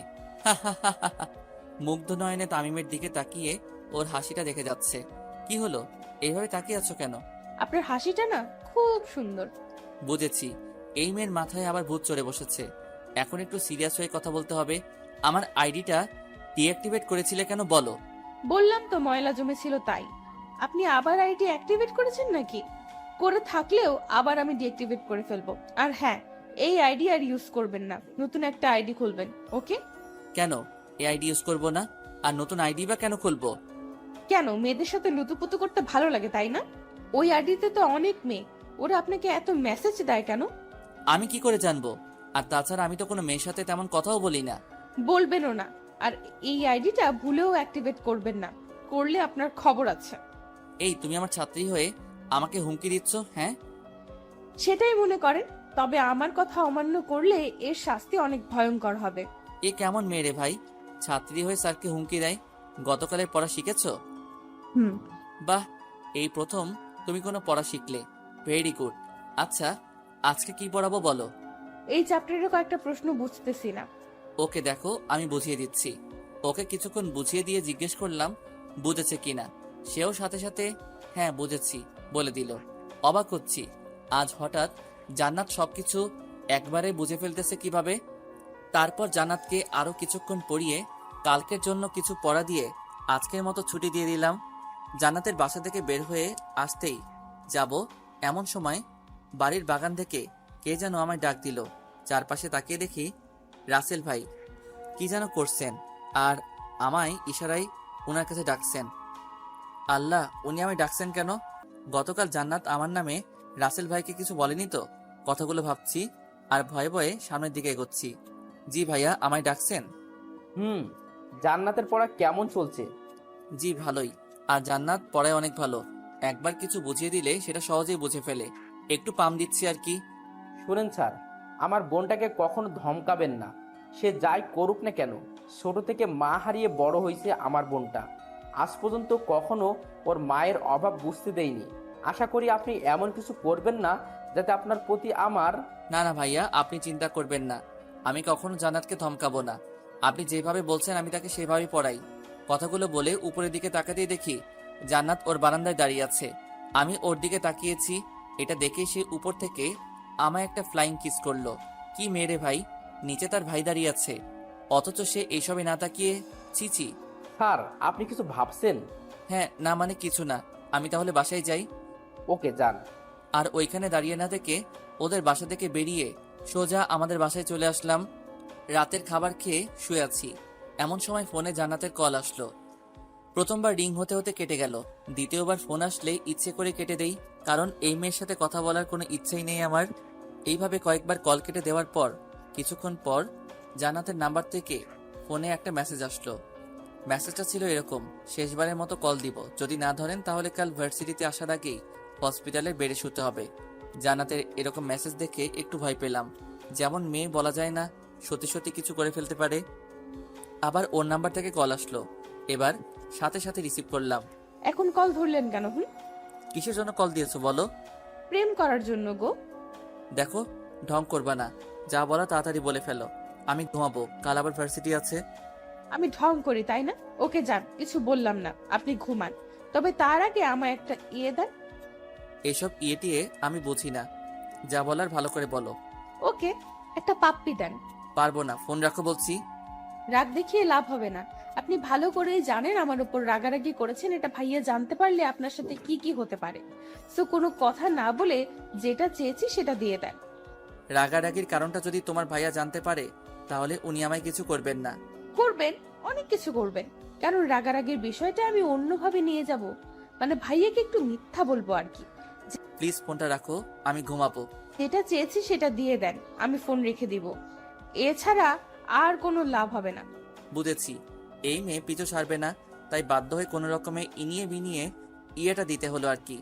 লুচ্চা ভাইবেন না আবার আমাকে, চিপাই পইরা দিছি, ইচ্ছা করে তো আর দেই নাই। তারপর জান্নাত ফোনটা কেটে দিল, আর আমিও শান্তিতে বিছানায় গাটা এলিয়ে দিয়ে শুয়ে পড়লাম। পরের দিন ভার্সিটিতে এসে ক্লাসে বসে সবাইকে ক্লাস করাচ্ছি।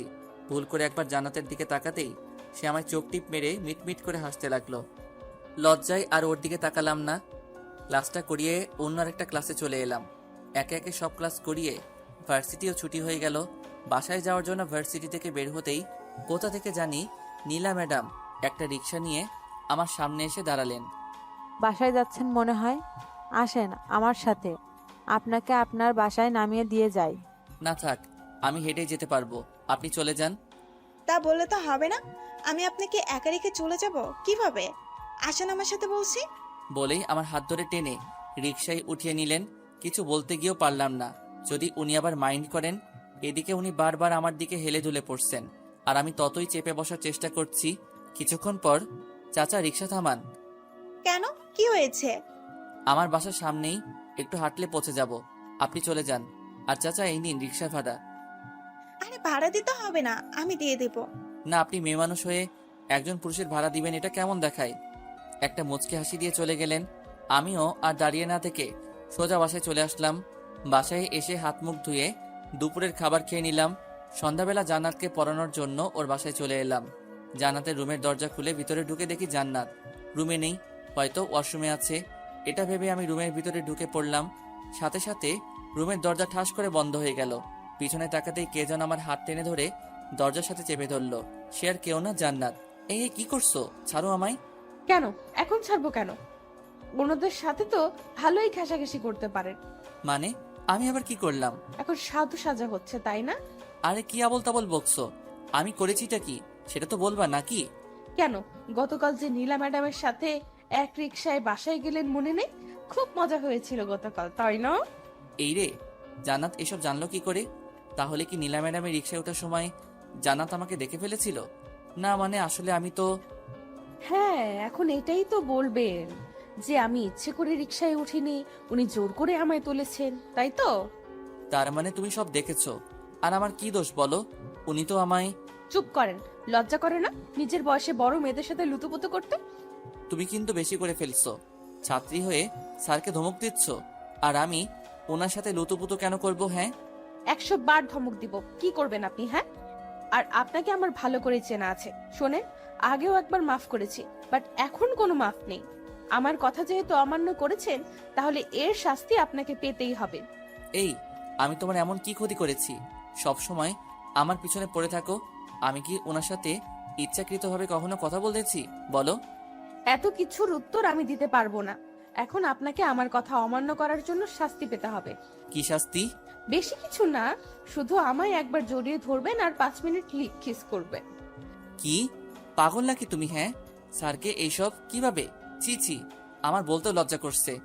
চিন্তা করবেন না, বিয়ের পর আপনার সব লজ্জা ভেঙে দিব। এখন যা যা বলেছি তা করেন। অসম্ভব, আমি এইসব কিছুতেই করব না। আর আমি আজকে আঙ্কেলকে তোমার বিষয় সব বলে দিব, তারপর তোমাকে পড়ানো বাদ দিয়ে দিব। সাথে সাথে আমার কলারটা চেপে ধরে আমার মুখের কাছে ওর মুখ নিয়ে আসলো আর বলল, এইসবের কিছু করলে খুন করে ফেলবো কিন্তু। আর আমি যা বলেছি এখন যদি তা না করেন, তাহলে আমি চিৎকার করে ভাইয়াকে ডাকবো। তারপর ভাইয়া এসে আপনার কি হাল করবে ভাবতেও পারবেন না। ওর কথা শুনে ভয় ঢোক গিলতে লাগলাম। কি করব না ভেবে পাচ্ছি না। আমাকে ছেড়ে দাও প্লিজ, আমি তো তোমার কোনো ক্ষতি করিনি, তাহলে কেন আমার সাথে এমন করছো? মা বাবার একটা মাত্র সন্তান আমি, আমার কিছু হয়ে গেলে ওরা কাকে নিয়ে বাঁচবে বলো? প্লিজ আমায় শেষবারের মতো মাফ করে দাও, আর আমায় ছেড়ে দাও প্লিজ।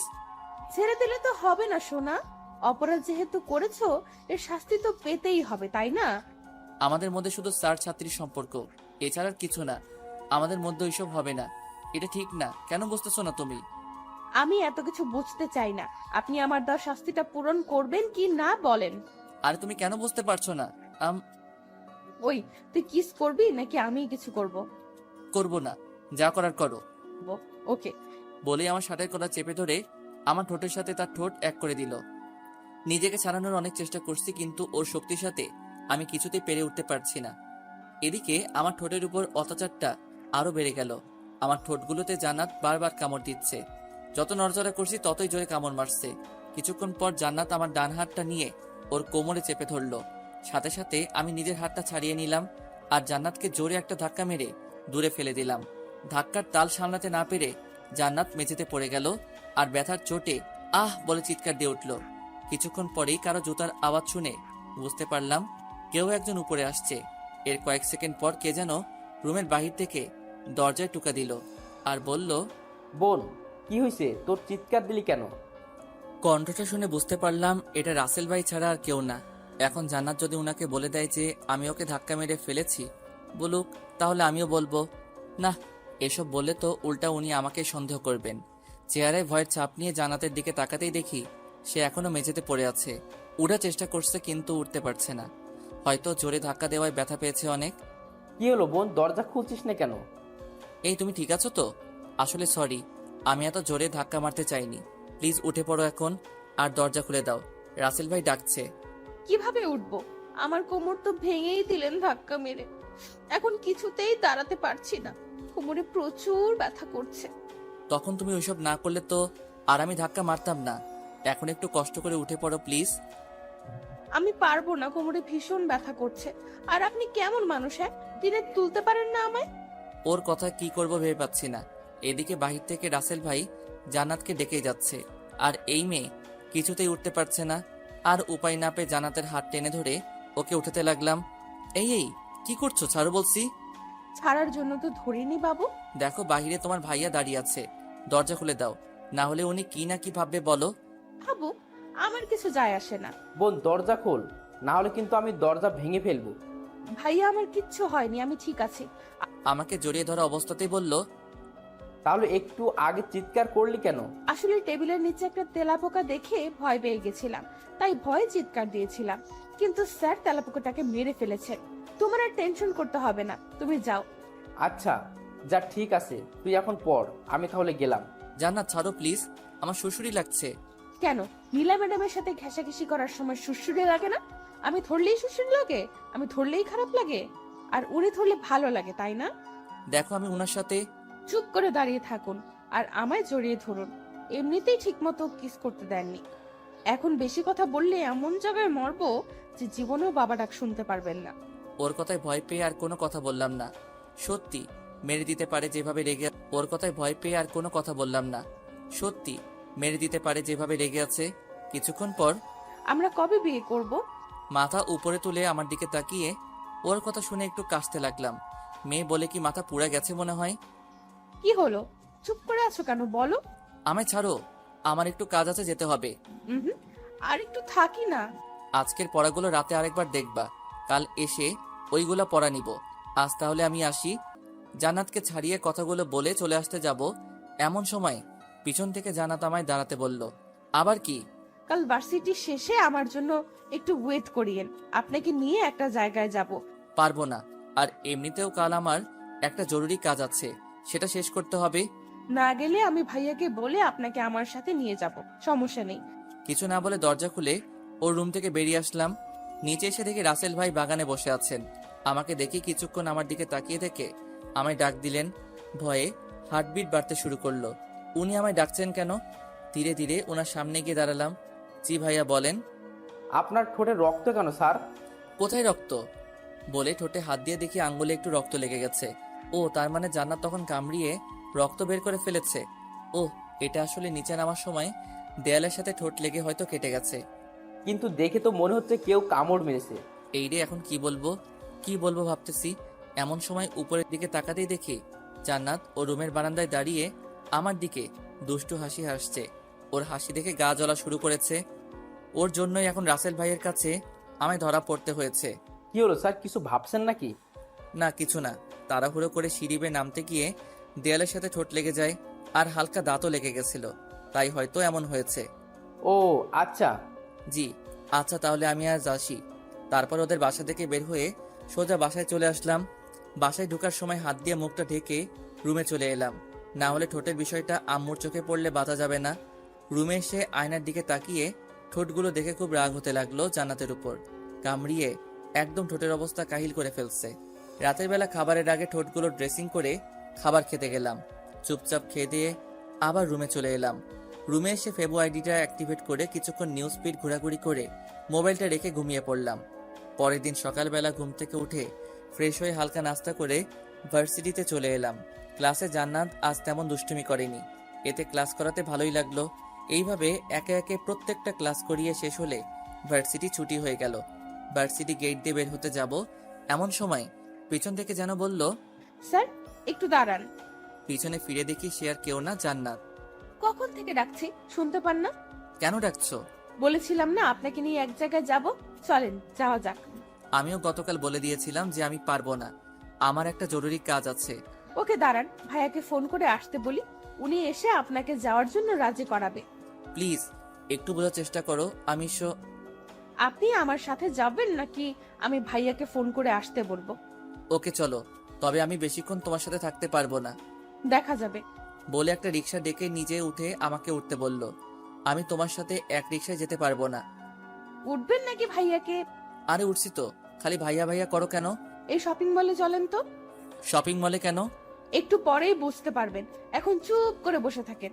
ওর কথা মতো চুপ করে বসে রইলাম। কিছুক্ষণ পর রিক্সা এসে থামলো একটা শপিং মলের সামনে। এরপর জান্নাত রিক্সা থেকে নেমে রিক্সা ভাড়াটা দিয়ে দিল। আমিও সাথে সাথে রিক্সা থেকে নেমে পড়লাম। তারপর জান্নাত আমাকে ধরে শপিং মলের ভিতরে নিয়ে আসলো। হাঁটতে হাঁটতে একসময় জান্নাত আমায় নিয়ে একটা শাড়ির দোকানে গিয়ে ঢুকলো আর দোকানদারকে কয়েকটা শাড়ি দেখাতে বলল। কিছুক্ষণ পর দোকানদার আমাদের সামনে কয়েকটা শাড়ি এনে রাখলেন আর একে একে সবকটা শাড়ি প্যাকেট থেকে খুলে দেখাতে লাগলেন। দেখেন তো কোন শাড়িটা নিব। তোমার যেটা ভালো লাগে সেটা নাও। আমায় জিজ্ঞেস করছো কেন? উফ, আপনিও না, আপনার পছন্দ করা শাড়ি ছাড়া আমি কি কোনোদিনও অন্য কোনো শাড়ি পরেছি? তো আমি তো অবাক। মেয়ে বলে কি আমার পছন্দ করা শাড়ি না ছাড়া নাকি সে কোনোদিন শাড়ি পরেনি, কিন্তু এই মেয়েকে তো এইসব ছোট ছোট ড্রেস না ছাড়া আমি কোনোদিন দেখেছি বলে মনে হয় না। স্যার, ম্যাডাম যখন বলেছেন তাহলে একটা শাড়ি পছন্দ করে দিন না। তাছাড়া আপনারই তো ওয়াইফ, বাইরের কেউ নাকি যে পছন্দ করে দেওয়া যাবে না? দোকানদার আমাকে উদ্দেশ্য করে বলল কথাগুলো। লোকটার কথা শুনে কি বলবো কিছুই বুঝতে পারছি না। জান্নাতের দিকে তাকিয়ে দেখি ও আমার দিকে তাকিয়ে মুচকি মুচকি হাসি হাসছে। এই মেয়ে তো দেখি আচ্ছা বদমাইশ। লোকটা আমাকে ওর স্বামী বানিয়ে ফেললো আর সে কিছুই বলছে না, উল্টা হাসছে। কি হলো, এত কি ভাবছেন? একটা শাড়ি পছন্দ করে দিন না। আর কোনো উপায় না পেয়ে ওকে একটা নীল কালারের শাড়ি দেখিয়ে বললাম, এটা নাও, তোমায় অনেক মানাবে। ওকে, তাহলে এই শাড়িটা প্যাক করে দেন। দোকানদার শাড়িটা প্যাক করে দিলে শাড়ির দাম দিয়ে জান্নাত আমায় নিয়ে বাইরে চলে আসলো। চলেন কোনো রেস্টুরেন্টে গিয়ে দুজন লাঞ্চ করে নিই। না, আমি বাসায় চলে যাব, তুমি গিয়ে লাঞ্চ করে নাও। আমি একা কি করে যাই? আপনাকেও আমার সাথে গিয়ে লাঞ্চ করতে হবে, চলেন। বলেই আমায় এক প্রকার জোর করে পাশের একটা রেস্টুরেন্টে নিয়ে আসলো। তারপর ওয়েটারকে ডেকে দুজনের জন্য কিছু খাবার অর্ডার দিল। কিছুক্ষণ পর ওয়েটার এসে দুজনকে খাবার দিয়ে গেল আর দুজন যার যার মতো খেতে লাগলাম। খাওয়া দাওয়া শেষ করে বিল মিটিয়ে দুজন বাহিরে চলে আসলাম। সব কাজ তো শেষ, এখন কি আমি বাসায় যেতে পারি? যেতে পারেন, তবে আজ একটু তাড়াতাড়ি পড়াতে আসবেন, ওকে? ওর কথার কোনো উত্তর না দিয়ে একটা রিক্সা নিয়ে সোজা বাসায় চলে আসলাম। বাসায় আসতে আম্মু এসে জিজ্ঞেস করলেন, আজ আসতে তো দেরি হলো কেন? আসলে একটু কাজ ছিল। আচ্ছা, তুই ফ্রেশ হয়ে আয়, আমি টেবিলে তোর জন্য খাবার দিচ্ছি। আম্মু, আমি বাহির থেকে খেয়ে এসেছি। আচ্ছা, তাহলে রুমে গিয়ে রেস্ট নে। আচ্ছা বলে সোজা রুমে চলে এলাম। রুমে এসে ফ্রেশ হয়ে বিছানায় শুয়ে শুয়ে কিছুক্ষণ ফেসবুকিং করতে লাগলাম। এইভাবে বিকালটা কেটে গেল। সন্ধ্যাবেলা জান্নাতকে পড়ানোর জন্য ওর বাসায় চলে এলাম। জান্নাতের রুমের কাছে এসে দরজাটা খুলে ভিতরে ঢুকে সামনে তাকাতেই আমি অবাক, কারণ সামনে জান্নাত শাড়ি পরা অবস্থায় দাঁড়িয়ে আছে। শাড়িতে ওকে ভীষণ সুন্দর লাগছে। কেন জানি ওর থেকে চোখ ফেরাতেই পারছি না। এক পলকে ওর দিকে তাকিয়ে আছি। কি হলো স্যার, এমন করে কি দেখছেন? হঠাৎ জান্নাতের কথায় বাস্তবে ফিরলাম। দেখি ও আমার দিকে দুষ্টুমি ভরা চোখে তাকিয়ে আছে। না মানে আসলে তোমাকে আজ শাড়িতে ভীষণ সুন্দর লাগছে বলেই জিভে কামড় দিলাম। হাই হাই, মুখ ফসকে কি বলে ফেললাম। এখন জান্নাত কি না কি ভাববে। কি সত্যিই আমার সুন্দর লাগছে? হুম। আপনার পছন্দ করা শাড়ি পরেছি যে, সুন্দর লাগবে না কেন? আজকে তাহলে পরবা না? পরবো তো। আর আপনি দাঁড়িয়ে আছেন কেন, বসেন। তারপর একটা চেয়ার টেনে টেবিলের পাশে গিয়ে বসে পড়লাম। জান্নাত একটা চেয়ার টেনে আমার সামনের চেয়ারে বসে পড়লো।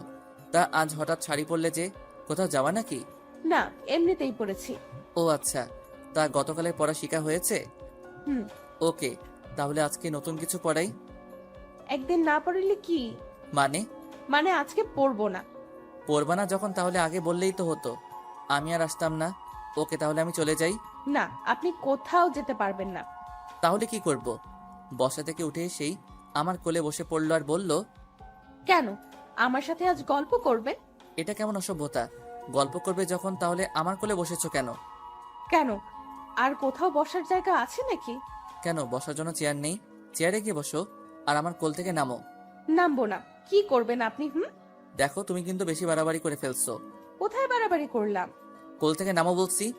কেন, আমায় আপনার ভালো লাগে না? দেখো, তুমি আমার ছাত্রী, আমি কখনো তোমায় ওই নজরে দেখিনি। তো কি হয়েছে, এখন থেকে দেখবেন। বলেই আমার ডান হাতটা নিয়ে ওর কোমরের মধ্যে চেপে ধরলো। এবার রাগটা আর ধরে রাখতে পারলাম না। জান্নাতকে কোল থেকে উঠিয়ে ওর গালে ঠাস করে একটা চর মেরে দিলাম। চর খেয়ে জান্নাত গালে হাত দিয়ে আমার দিকে ছলো ছলো চোখে তাকিয়ে রইল।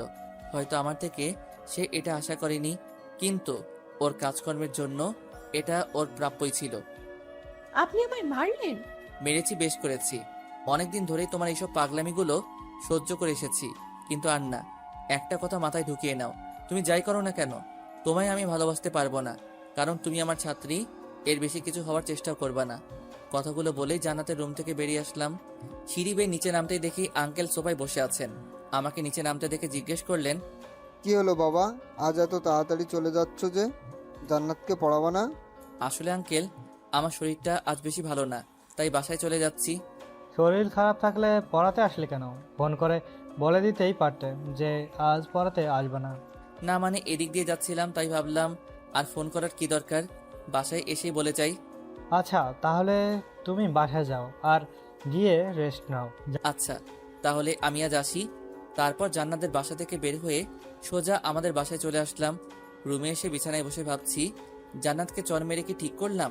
যদি ও আমার নামে ওর ভাইয়ের কাছে বিচার দিয়ে বসে, তাহলে আমার কি হবে? দূর, যা হবার হবে। এত ভয় পেলে চলবে না। আর চরটা ওর প্রাপ্যই ছিল। দিন দিন ওর পাগলামিগুলো না হলে আরো বেড়ে যাবে। পারলে ওকে পড়ানোয় ছেড়ে দিব। ওই দিনের মতো রাতের খাবারটা খেয়ে রুমে এসে ঘুমিয়ে পড়লাম। পরের দিন সকালবেলা ঘুম থেকে উঠে ফ্রেশ হয়ে ভার্সিটিতে চলে এলাম। ক্লাসে বসে আছি, কিন্তু একজনকে আজ ক্লাসে দেখছি না। সে হলো জান্নাত। মেয়েটা হয়তো আজ ভার্সিটিতে আসেনি। কেন আসেনি এটাও আজ করতে পেরেছি। হয়তো গতকাল চরমারায় আজ রাগ করে ভার্সিটিতে আসেনি। না আসলে নাই, তাতে আমার কি। একের পর এক ক্লাস করাতে লাগলাম, কিন্তু আজ কিছুই ভালো লাগছে না। বারবার শুধু জান্নাতের দুষ্টুমিগুলো চোখের সামনে ভেসে উঠছে। ভার্সিটি ছুটি হলে বাসায় চলে আসলাম। রুমে এসে ফ্রেশ হয়ে খাওয়া দাওয়া করে রুমে এসে কিছুক্ষণ ঘুমিয়ে পড়লাম। বিকেলবেলা ঘুম থেকে উঠে মসজিদে গিয়ে নামাজ পড়ে কিছুক্ষণ বাইরে হাঁটাহাঁটি করে বন্ধুদের আড্ডায় চলে আসলাম। আজকে জান্নাতকে পড়াতে যাব না, তাই বন্ধুদের আড্ডায় এসে ওদের সাথে কিছুক্ষণ জমি আড্ডা দিলাম। অনেক দিন পর ওদের সাথে দেখা, তাই সহজে ছাড়তে চাইনি। অবশেষে অনেক জোরাজোরি করে ওদের থেকে বিদায় নিয়ে বাসায় চলে আসলাম। এইভাবে দিনটা কেটে গেল। পরের দিন ভার্সিটিতে গিয়ে ক্লাসে বসে আছি, কিন্তু জান্নাতকে আজও ক্লাসে দেখতে না পেয়ে কেন যেন মনটা খারাপ হয়ে গেল। গেলাম, একে একে সব ক্লাস শেষ হলে ভার্সিটিও ছুটি হয়ে গেল। ক্লাস থেকে বের হতে যাব, এমন সময় দেখি নীলা ম্যাডাম ভার্সিটির বারান্দায় দাঁড়িয়ে আছেন। মনে হয় কারো জন্য ওয়েট করছেন। আমি সেদিকে না তাকিয়ে চলে আসতে যাব, এমন সময় নীলা ম্যাডাম আমায় দেখতে পেয়ে ডাক দিয়ে দাঁড়াতে বললেন। এরপর আমার সামনে এসে দাঁড়িয়ে বললেন, চলো, তোমার সাথে আমার কিছু কথা আছে। বলেই আমার হাত ধরে ভার্সিটির পিছনে নিয়ে আসলেন। ভার্সিটির পিছনে এসে আমার সামনে দাঁড়িয়ে আমায় একটা ফুল দিয়ে উনি হুট করে প্রপোজ করে বসলেন। ওনার এমন কাজে আমি অনেকটা চমকে উঠলাম। কি বলবো ভেবে পাচ্ছি না। চুপ করে থাকলে হবে না, আমার প্রপোজের উত্তর চাই। মাফ করবেন প্লিজ, কারণ আমার আব্বু অনেক আগে থেকেই একজনের সাথে আমার বিয়ে ঠিক করে রেখেছেন। কার সাথে? নাম কি ওই মেয়েটার? এইসবের কিছুই আমি জানি না, শুধু এটাই জানি আব্বু ওনার এক বন্ধুর মেয়ের সাথে অনেক আগে থেকেই আমার বিয়ে ঠিক করে রেখেছেন। আমি সত্যি তোমায় ভালোবেসে ফেলেছি। প্লিজ তুমি আমায় বিয়ে করে নাও, কথা দিচ্ছি কখনো তোমায় কষ্ট দিব না। সরি, আমি আমার আব্বুর অমতে আপনাকে বিয়ে করতে পারবো না। আর তাছাড়াও বয়সে আপনি আমার অনেক বড় হবেন। আপনাকে কিভাবে আমি বিয়ে করি বলেন? বয়সে বড় বলে কি আমায় বিয়ে করা যাবে না? তা নয়, কিন্তু আব্বু যে একজনের সাথে আমার বিয়ে ঠিক করে রেখেছেন, তার কি হবে? ওকে ফাইন, তোমার আব্বু যদি বলেন তাহলে তুমি আমায় বিয়ে করবে তো? সেটা কখনো হবে না ম্যাডাম, শুধু শুধু কষ্ট পাবেন না প্লিজ। আমি যাই, আমার একটু কাজ আছে বলেই ওনার সামনে থেকে চলে আসলাম। তারপর একটা রিক্সা নিয়ে সোজা বাসায় চলে আসলাম। বাসায় এসে ফ্রেশ হয়ে খাওয়া দাওয়া করে রুমে এসে ভাবতে লাগলাম নীলা ম্যাডামের ঘটনাটা। উনি যে আমায় এইভাবে প্রপোজ করে বসবেন আর বিয়ের কথা বলে উঠবেন তা ভাবতেও পারিনি। বিষয়টা নিয়ে যত ভাবছি তত মাথা ব্যথা বেড়ে যাচ্ছে। এইভাবে বিকালটা কোনো রকমে কেটে গেল। ভাবলাম আজ জান্নাতকে পড়াতে চাই, তাই রেডি হয়ে জান্নাতদের বাসায় চলে আসলাম। ওদের বাসায় এসে দেখি আঙ্কেল আর রাসেল ভাই সোফায় বসে আছেন আর কি নিয়ে যেন কথা বলছেন। আমাকে দেখেই আঙ্কেল আমায় ডাক দিলেন। জি আঙ্কেল, কিছু বলবেন?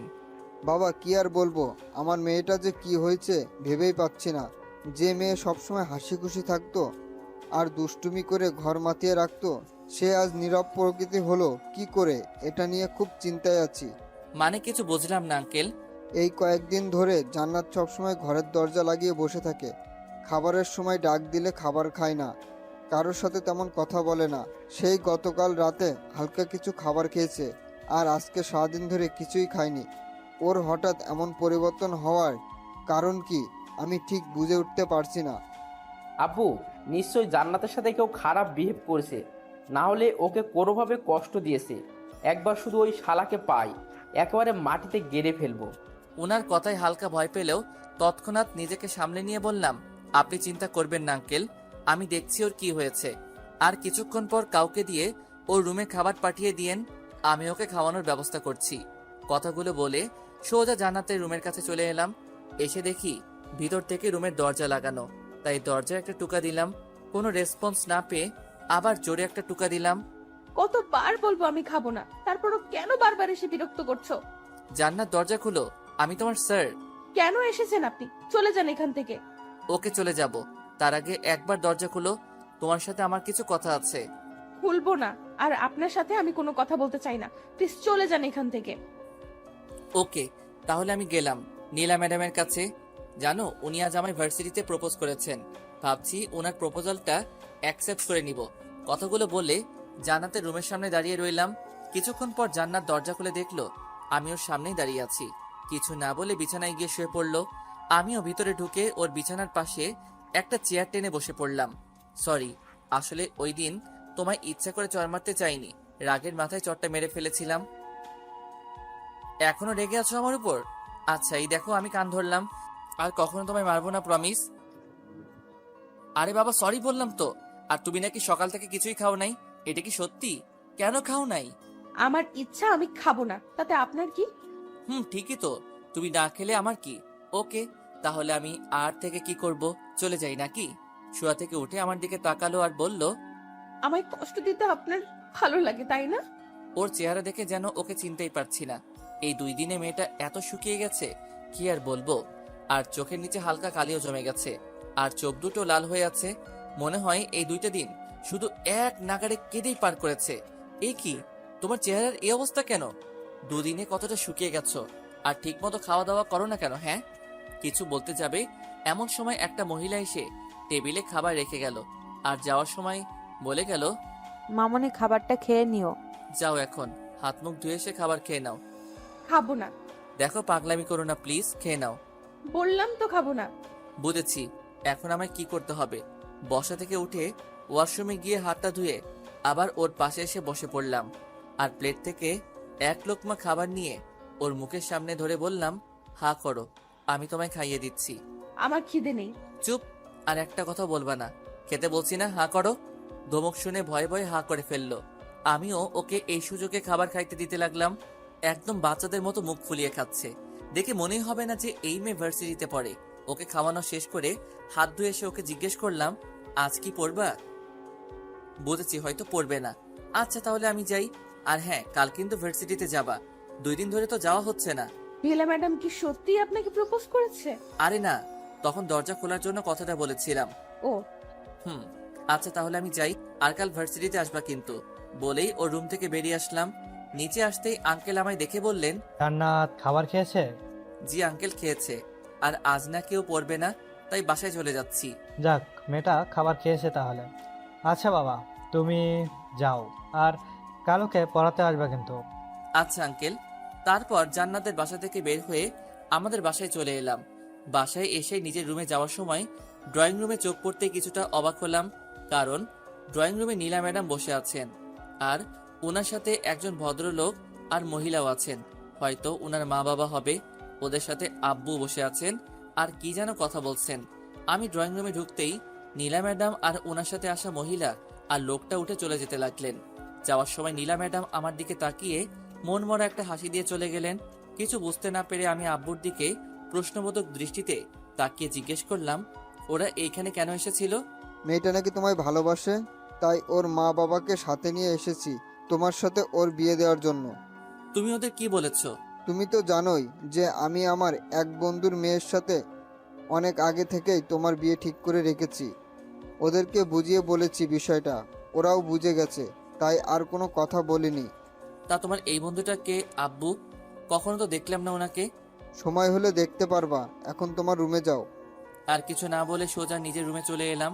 আব্বুর সব বন্ধুকে আমি কম বেশি চিনি, কিন্তু আমার জানা মতে ওদের কোনো মেয়ে নেই যার বিয়ের বয়স হয়েছে। তাহলে ওনার ওই বন্ধুটা কে হতে পারে? ওই দিনের মতো রাতের খাবারটা খেয়ে রুমে এসে ঘুমিয়ে পড়লাম। পরের দিন সকালবেলা ঘুম থেকে উঠে ভার্সিটিতে চলে এলাম। ক্লাসে দেখি আজ জান্নাতও ক্লাসে উপস্থিত আছে। ওকে দেখে খুব খুশি হলাম, জানি না কেন। ক্লাস করানোর সময় জান্নাত চুপ করে মনোযোগ সহকারে ক্লাস করছিল। জান্নাতের এমন পরিবর্তন দেখে খুব ভালো লাগলো। কিছুক্ষণ পর বেল বেজে উঠলে সবাইকে কিছু পড়া দিয়ে অন্য ক্লাসে চলে গেলাম। এইভাবে দিনটা কেটে গেল। ভার্সিটি থেকে বাসায় এসে খেয়ে দিয়ে রুমে এসে কিছুক্ষণ রেস্ট নিলাম। দেখতে দেখতে বিকাল হয়ে আসলো, তাই জান্নাতকে পড়ানোর জন্য ওদের বাসায় চলে আসলাম। জান্নাতের রুমে এসে দেখি ও একটা বই নিয়ে টেবিলে বসে বসে পড়ছে। যাকে কোনোদিন ঠিকমতো পড়তে দেখলাম না, সেই আজ এত মনোযোগ দিয়ে পড়ছে। অবাক না হয়ে আর পারা গেল না। তারপর ওর কাছে গিয়ে জিজ্ঞেস করলাম, কি করছো? ক্লাসের পড়াটা ঠিক বুঝতে পারছি না, সেটাই দেখছি। কই, কোনটা বোঝো নাই, দেখাও তো। এই যে এইটা। তারপর ওকে ওই পড়াটা বুঝিয়ে দিলাম, কিন্তু আশ্চর্যের ব্যাপার, ওকে বোঝাতে আজ এত কষ্ট লাগে কি কারণ? ও একেবারে বুঝে ফেলেছে। ওর এমন পরিবর্তনে আমি অবাকের উপর অবাক হচ্ছি। ওই দিনের মতো জান্নাতকে পড়িয়ে বাসায় চলে আসলাম। এইভাবে কাটতে লাগলো আমাদের দিনকাল। দেখতে দেখতে কেটে গেল কয়েকটা মাস। এই কয়েক মাসে জান্নাত একেবারে বদলে গেছে। আগের মতো আর আমার সাথে দুষ্টুমি করে না, কোনো কিছু বললে ওর ভাইয়ের নামে ভয় দেখায় না, সবসময় পড়াশোনা নিয়ে পড়ে থাকে। ক্লাসেও এখন মনোযোগ দিয়ে ক্লাস করে। জান্নাতের এমন পরিবর্তনে আমি অনেকটা খুশি হয়েছি, কিন্তু ওর দুষ্টুমিগুলো এখন খুব মিস করছি। হয়তো আমিও এই কয় মাসে ওর মায়ায় পড়ে গেছি। আর হ্যাঁ, আরেকটা কথা, এর মধ্যে জান্নাতের প্রথম বর্ষের পরীক্ষাও হয়ে গেছে, আর জান্নাত ক্লাসের মধ্যে প্রথম স্থান অর্জন করেছে। নীলা ম্যাডামও এখন আমার সাথে তেমন কথা বলেন না, দেখা হলে মাঝে মধ্যে শুধু ভালো মন্দ জিজ্ঞেস করেন, এই আর কি। সবকিছুর মধ্যে দিয়ে ভালোই চলছিল দিনকাল। তারপর হঠাৎ একদিন রাতের বেলা টেবিলে বসে সবাই মিলে খাবার খাচ্ছি, এমন সময় আব্বু বললেন, তোমাকে তো আগে থেকেই বলে রাখা হয়েছে যে আমার বন্ধুর মেয়ের সাথে তোমার বিয়ে ঠিক করে রেখেছি আমি। এখন আমি চাচ্ছি তোমার বিয়ে দিয়ে বাড়িতে নতুন বৌমা আনতে। এত তাড়াতাড়ি বিয়েটা না দিলে হয় না? আর তাছাড়া তোমার মা সারাদিন একা একা বাড়িতে কত কাজ করে, একজন মানুষের দ্বারাই একা এত কাজ কিভাবে সম্ভব ভেবে দেখছো কোনোদিন? আর তাছাড়া আজ তুমি ভার্সিটিতে থাকাকালীন আমি বাসায় এসে দেখি তোমার আম্মুর শরীরটা বেশি ভালো না। শেষে ডাক্তার আনিয়ে জানতে পারলাম তোমার আম্মু প্রেশার লো হয়ে পড়েছিল। ডাক্তার কিছু ওষুধ লিখে দিয়েছে আর বলে গেছে বেশি কাজ না করতে। এখন এই পরিস্থিতিতে কি করা যায় তুমিই বলো? তাহলে একটা কাজের মেয়ে রেখে দিলেই তো হয়, সারাদিন আম্মুর সাথে কাজ করবে। আর কাজের মেয়ে রাখা গেলে অনেক আগেই রেখে দিতাম, কিন্তু বাইরের মানুষ কি কখনো এই বাড়িকে নিজের মতো করে দেখবে?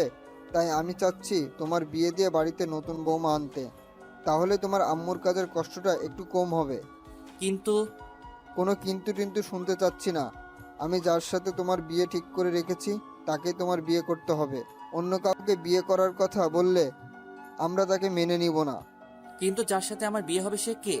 তাকে তো কখনো দেখিনি, এমনকি চিনিও না। একজনের ব্যাপারে না জেনে শুনে তাকে বিয়ে করে ফেলবো?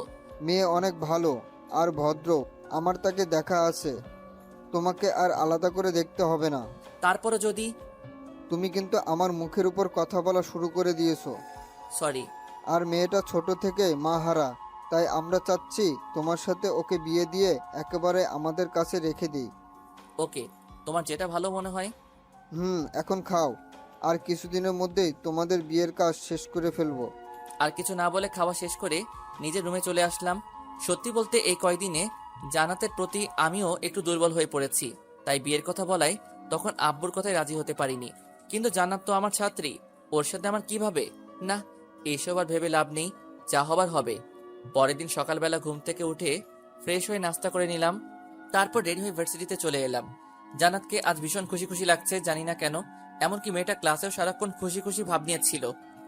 আবার পরিবর্তন ঘটলো নাকি ওর? ভার্সিটি শেষে ওই দিনের মতো বাসায় চলে আসলাম। বাসায় এসে ফ্রেশ হয়ে খাওয়া দাওয়া করে রুমে এসে কিছুক্ষণ ঘুমিয়ে পড়লাম। সন্ধ্যাবেলা ঘুম থেকে উঠে হাত মুখ ধুয়ে জান্নাতকে পড়ানোর জন্য ওর বাসায় চলে এলাম। জান্নাতের রুমে এসে দেখি জান্নাত কি যেন ভাবছে আর একা একা হাসছে। মেয়েটা পাগল হলো না তো? ধ্যান ভেঙে সামনে তাকিয়ে আমায় দেখতে পেয়ে বসা থেকে উঠে দাঁড়ালো।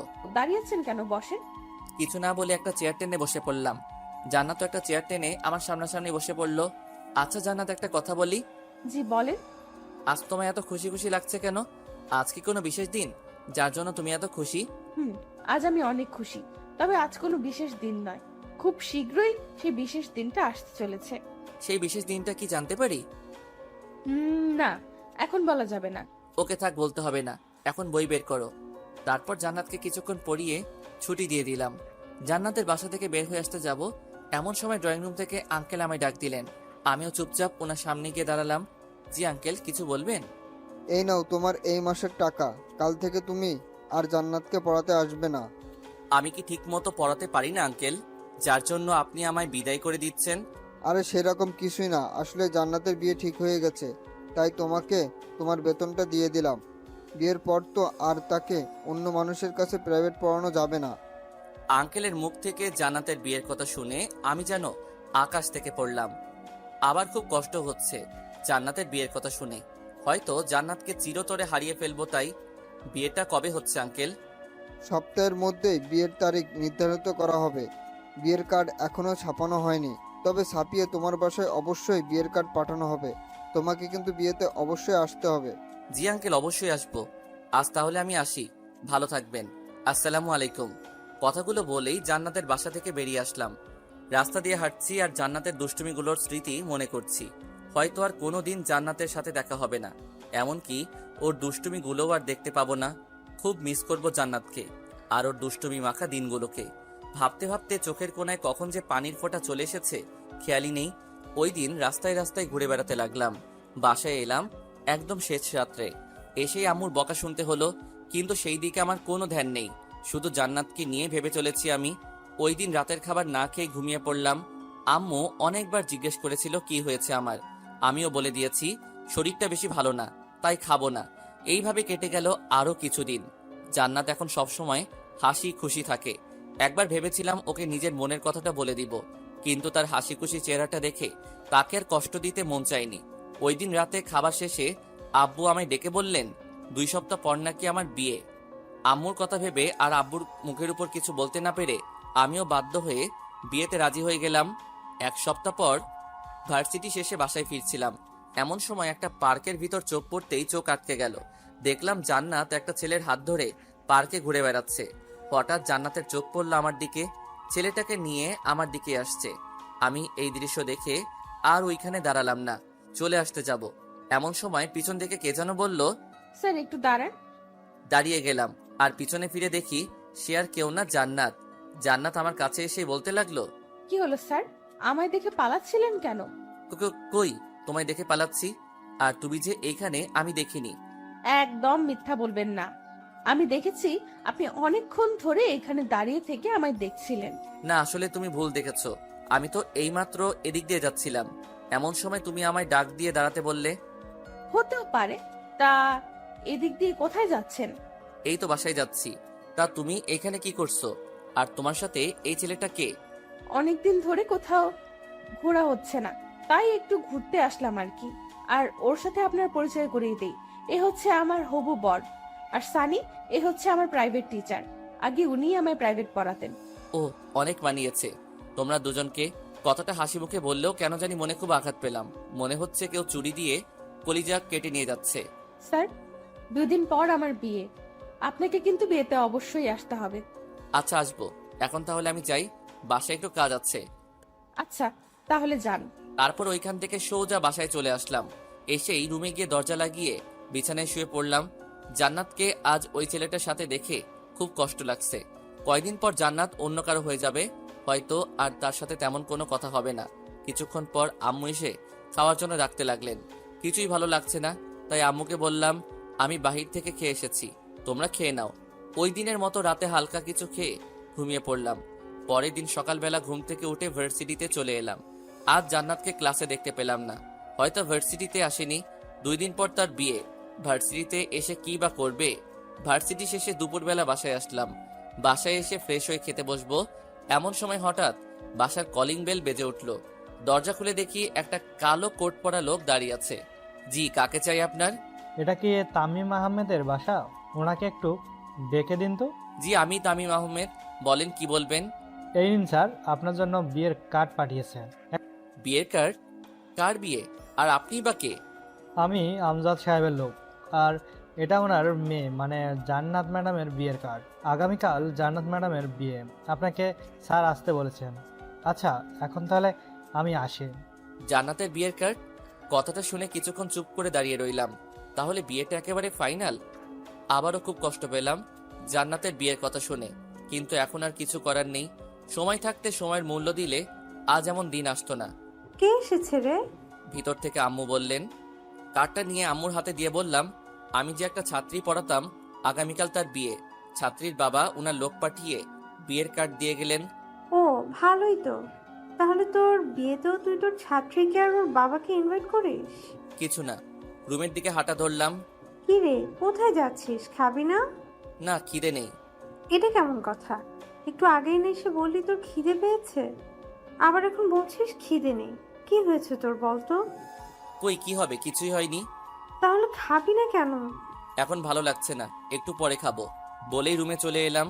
রুমে এসে বিছানায় শুয়ে পড়লাম আর ভাবতে লাগলাম, জান্নাত তো আমায় ভালোবাসে, তাহলে ও কেন আমায় ছেড়ে অন্য কাউকে বিয়ে করছে? তাহলে কি ও আমার সাথে এতদিন মিথ্যে ভালোবাসার অভিনয় করেছে, নাকি ওই দিনের ঘটনার পর ওর মন থেকে আমায় মুছে ফেলার চেষ্টা করছে? এমনও হতে পারে আমার অবহেলা পেয়ে আমায় ভুলে যাওয়ার জন্য জান্নাত অন্য কাউকে বিয়ে করে নিচ্ছে। জান্নাতকে কি একবার আমার মনের কথাটা বলে দেখব? না না, 2 দিন পর ওর বিয়ে, আর এখন আমি ওকে এইসব বললে সারা জীবন জান্নাত আমায় ঘৃণার চোখে দেখবে। জান্নাতকে তো ওই ছেলেটার সাথে খুব হাসি খুশি দেখলাম, হয়তো জান্নাত ওই ছেলেটার সাথে খুব ভালো থাকবে। না, আমি আর ওদের মধ্যে গিয়ে বাধা হয়ে দাঁড়াতে চাই না। দোয়া করি জান্নাত ওই ছেলেটার সাথে সারা জীবন সুখী থাকুক। এইসব নানান বিষয় ভাবতে ভাবতে কখন যে চোখটা লেগে যায় খেয়ালই নেই। যখন ঘুম ভাঙলো তখন মোবাইলটা হাতে নিয়ে দেখি 6টা বেজে গেছে। তারপর উঠে হাত মুখ ধুয়ে বাইরে হাঁটতে বের হলাম মনকে ফ্রেশ করার জন্য। কিছুক্ষণ হাঁটাহাঁটি করার পর আবার বাসায় চলে আসলাম। রাতের খাবার খেয়ে রুমে এসে শুয়ে আছি, এমন সময় মোবাইলটা বেজে উঠল। হাতে নিয়ে দেখি আঙ্কেল কল দিয়েছেন। কিছু না ভেবেই কলটা রিসিভ করলাম। আসসালামু আলাইকুম আঙ্কেল, কেমন আছেন? ওয়ালাইকুম আসসালাম। হ্যাঁ, ভালো আছি। কেমন আছো? আলহামদুলিল্লাহ, আমিও ভালো। তা হঠাৎ ফোন করলেন যে, কোনো সমস্যা হয়েছে নাকি আঙ্কেল? না, কিছু হয়নি। কাল তো জান্নাতের বিয়ে, তোমাকে বিয়ের কার্ডও পাঠাইছি। তুমি বিয়েতে আসবে তো? আঙ্কেল, আসলে আমার কাল একটু কাজ আছে। আমি কোনো অজুহাত শোনার জন্য তোমায় ফোন করিনি। কাল তুমি ঠিক সময়ে বিয়েতে এসে উপস্থিত হবে, এটাই আমার শেষ কথা। এর উপরে আর কোনো কথা নেই। আচ্ছা আঙ্কেল, আমি আসবো। আচ্ছা, এখন তাহলে ফোন রাখলাম। বলেই কল কেটে দিলেন। আমি আর কিছু না ভেবে মোবাইলটা একপাশে রেখে ঘুমিয়ে পড়লাম। পরের দিন সকালবেলা ঘুম থেকে উঠে মার্কেটে গিয়ে জান্নাতের জন্য কিছু গিফট কিনে আবার বাসায় চলে আসলাম। আজ শুক্রবার, তাই ভার্সিটি অফ। তারপর রেডি হয়ে আম্মুকে বলে জান্নাতের বাড়িতে চলে আসলাম। আসলে আসার কোনো ইচ্ছা ছিল না, কিন্তু না আসলে আবার আঙ্কেল মন খারাপ করবে, তাই আসতে হলো। এসেই প্রথমে আঙ্কেলের সাথে দেখা করলাম। আমি এসেছি দেখে আঙ্কেল অনেক খুশি হয়েছেন। বাসাটা আজ খুব সুন্দর করে সাজানো হয়েছে, মাত্র মেয়ের বিয়ে বলে কথা, কিন্তু আসার পর থেকে জান্নাতকে কোথাও দেখতে পেলাম না। হয়তো ও রুমেই আছে, আর বিয়ের জন্য ওকে তৈরি করা হচ্ছে। কিছুক্ষণের মধ্যে বিয়ে বাড়ির সবাইকে খাওয়ানো শুরু করা হলো। সবাইকে খাওয়ানো শেষ করে বিয়ের কাজ শুরু হলো। এতক্ষণে বড় এসে পড়েছে, বরকে স্টেজে বসানো হয়েছে। এর কিছুক্ষণ পর একটা কনের সাজে মেয়েকে এনে বরের কাছে বসানো হলো। এটাই হয়তো জান্নাত, কিন্তু আফসোস ওর মুখ শেষবারের মতো আর দেখতে পেলাম না। কিছুক্ষণের মধ্যে বিয়ের সব কাজ শেষ করে জান্নাতকে বরের সাথে বিদায় করে দেওয়া হলো। চোখের সামনেই জান্নাতের বিয়ে হয়ে গেছে, অথচ আমি নীরব দর্শকের মতো সব দেখে গেলাম, কিছুই করতে পারলাম না। ভাবতেই বুকটা কেঁপে উঠল। ওইখানে আর 1 মিনিটও দাঁড়ালাম না, সোজা বাসায় চলে আসলাম। ওইখানে থাকলে হয়তো আরো কষ্ট পাবো। রুমে এসে দরজাটা লাগিয়ে দিয়ে বিছানায় শুয়ে শব্দহীন কান্না করতে লাগলাম। এখন আর কেঁদেও লাভ নেই, যা হবার তা তো হয়েই গেছে। কিছুক্ষণ পর হঠাৎ মোবাইলে একটা কল আসলো। হাতে নিয়ে দেখি আঙ্কেল কল করেছেন। কিছু না ভেবে কলটা রিসিভ করলাম। আসসালামু আলাইকুম আঙ্কেল। ওয়ালাইকুম আসসালাম। বাবা, তুমি এখন কোথায় আছো? এই তো বাসায়। কেন আঙ্কেল, কোনো সমস্যা হয়েছে নাকি?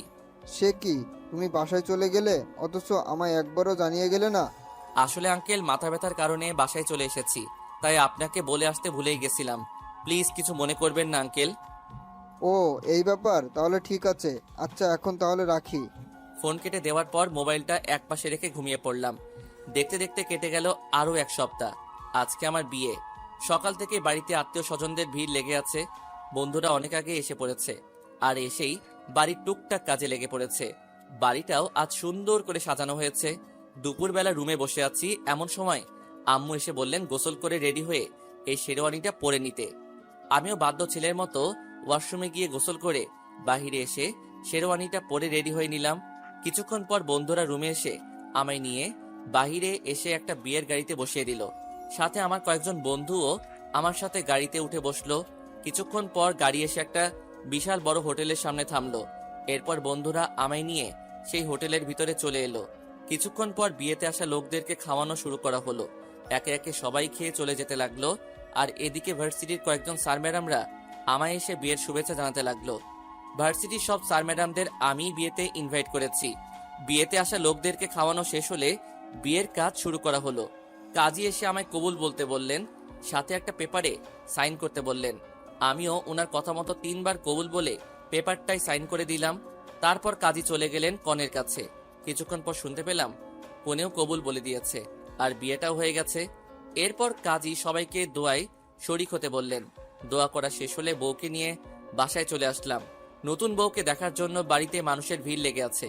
একে একে সবাই এসে নতুন বউকে দেখে যেতে লাগলো। আর আমার বন্ধুরা আমায় নিয়ে ছাদে চলে আসলো। ছাদে এসে বন্ধুরা আড্ডায় মেতে উঠলো, আর আড্ডার ফাঁকে মাঝে মধ্যে আমায় নিয়ে হাসাহাসি করছে। বাসরাত কিভাবে কাটাবি, কি কি করবি, ইত্যাদি ইত্যাদি। ওদের এসব কথায় আমি কিছু না বলে চুপ করে আছি। দেখতে দেখতে চারদিকে অন্ধকার ঘনিয়ে আসলো। সন্ধ্যা পেরিয়ে এখন রাত 11টা বাজে। বন্ধুরা সবাই আড্ডা দিচ্ছে, আর আমি চুপ করে ওদের কথাবার্তা শুনে যাচ্ছি। হঠাৎ ছাদে কারো আসার আওয়াজ পেয়ে দরজার দিকে তাকিয়ে দেখি আম্মু এসেছেন, আর এসেই আমার কাছে চলে আসলেন। অনেক রাত হয়েছে, এবার রুমে যা। বৌমা সে কখন থেকে রুমে একা একা বসে আছে। তুমি যাও, আমি আসছি। তোমরা ওকে নিয়ে আসো তো বাবারা। দোষ, চল তোকে ভাবির কাছে দিয়ে আসি। লাগবে না, আমি একাই যেতে পারবো। আরে আমাদের সাথে আয়, তোকে আমরা একা কিভাবে ছাড়ি? এরপর সব বন্ধু মিলে আমায় ধরাধরি করে এনে নিচে নিয়ে আসলো, আর এসেই আমার রুমে ঢুকিয়ে দিল। ভিতরে ঢুকে দরজাটা লাগিয়ে দিয়ে বিছানার দিকে চোখ পড়তেই দেখি নতুন বউ বিছানায় হাঁটু গেড়ে বসে আছে। ধীরে ধীরে বিছানার কাছে এসে দাঁড়াতেই মেয়েটা বিছানা থেকে উঠে এসে আমার পা ধরে সালাম করতে যাবে, তখনই আমি আমার পাটা সরিয়ে নিয়ে বললাম, এইসব করার কোনো প্রয়োজন নেই, আর আপনাকে মেনে নিতে আমার একটু সময় লাগবে। সো প্লিজ আমার উপর স্ত্রীর অধিকার কাটাতে আসবেন না। কেন, আমি ছাড়া আপনার আরেকটা বউ আছে নাকি? মাথা থেকে ঘোমটা উঠিয়ে, জান্নাত তুমি তুমি এখানে কিভাবে এলে, কার সাথে এলে? আপনার সাথেই তো আসলাম গাড়িতে করে। কিন্তু তোমার তো বিয়ে হয়ে গেছে, তাহলে তুমি এইখানে? কে বলেছে আমার বিয়ে হয়েছে? বিয়েটা আমার না, আমার কাজিনের ছিল। আমার বিয়ে তো আজকে হয়েছে, তাও আপনার সাথে।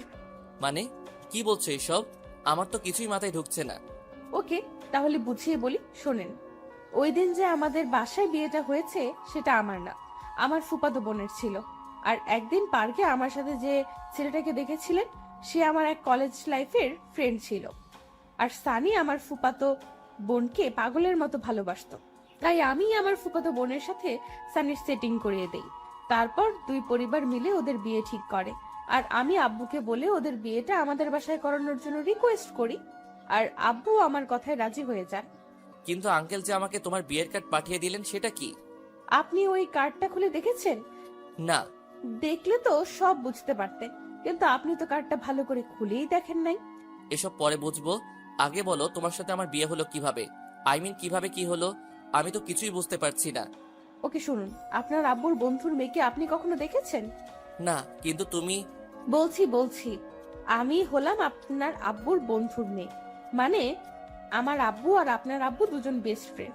আব্বু আপনাকে অনেক আগে থেকেই চিনে, কিন্তু আপনি চেনেন না। তারপর আপনি যেদিন প্রথম আমায় প্রাইভেট পড়াতে আসলেন, তখনই আব্বু আপনাকে দেখে চিনে ফেলেছিল। এরপর আপনি চলে যাওয়ার পর আব্বু এসে আমায় আপনার ব্যাপারে সব বলে। আমি আগে থেকে জানতাম যে আমার বিয়ে আব্বুর এক বন্ধুর ছেলের সাথে ঠিক করা, কিন্তু সেই ছেলে যে আপনি এটা জানতাম না। আর ভার্সিটিতে আপনাকে ওই দিন নীল শার্টে দেখেই আপনার উপর ক্রাশ খাই। তারপর আব্বুর থেকে আপনার ব্যাপারে সব শুনে আপনাকে মনে মনে ভালোবাসতে শুরু করি।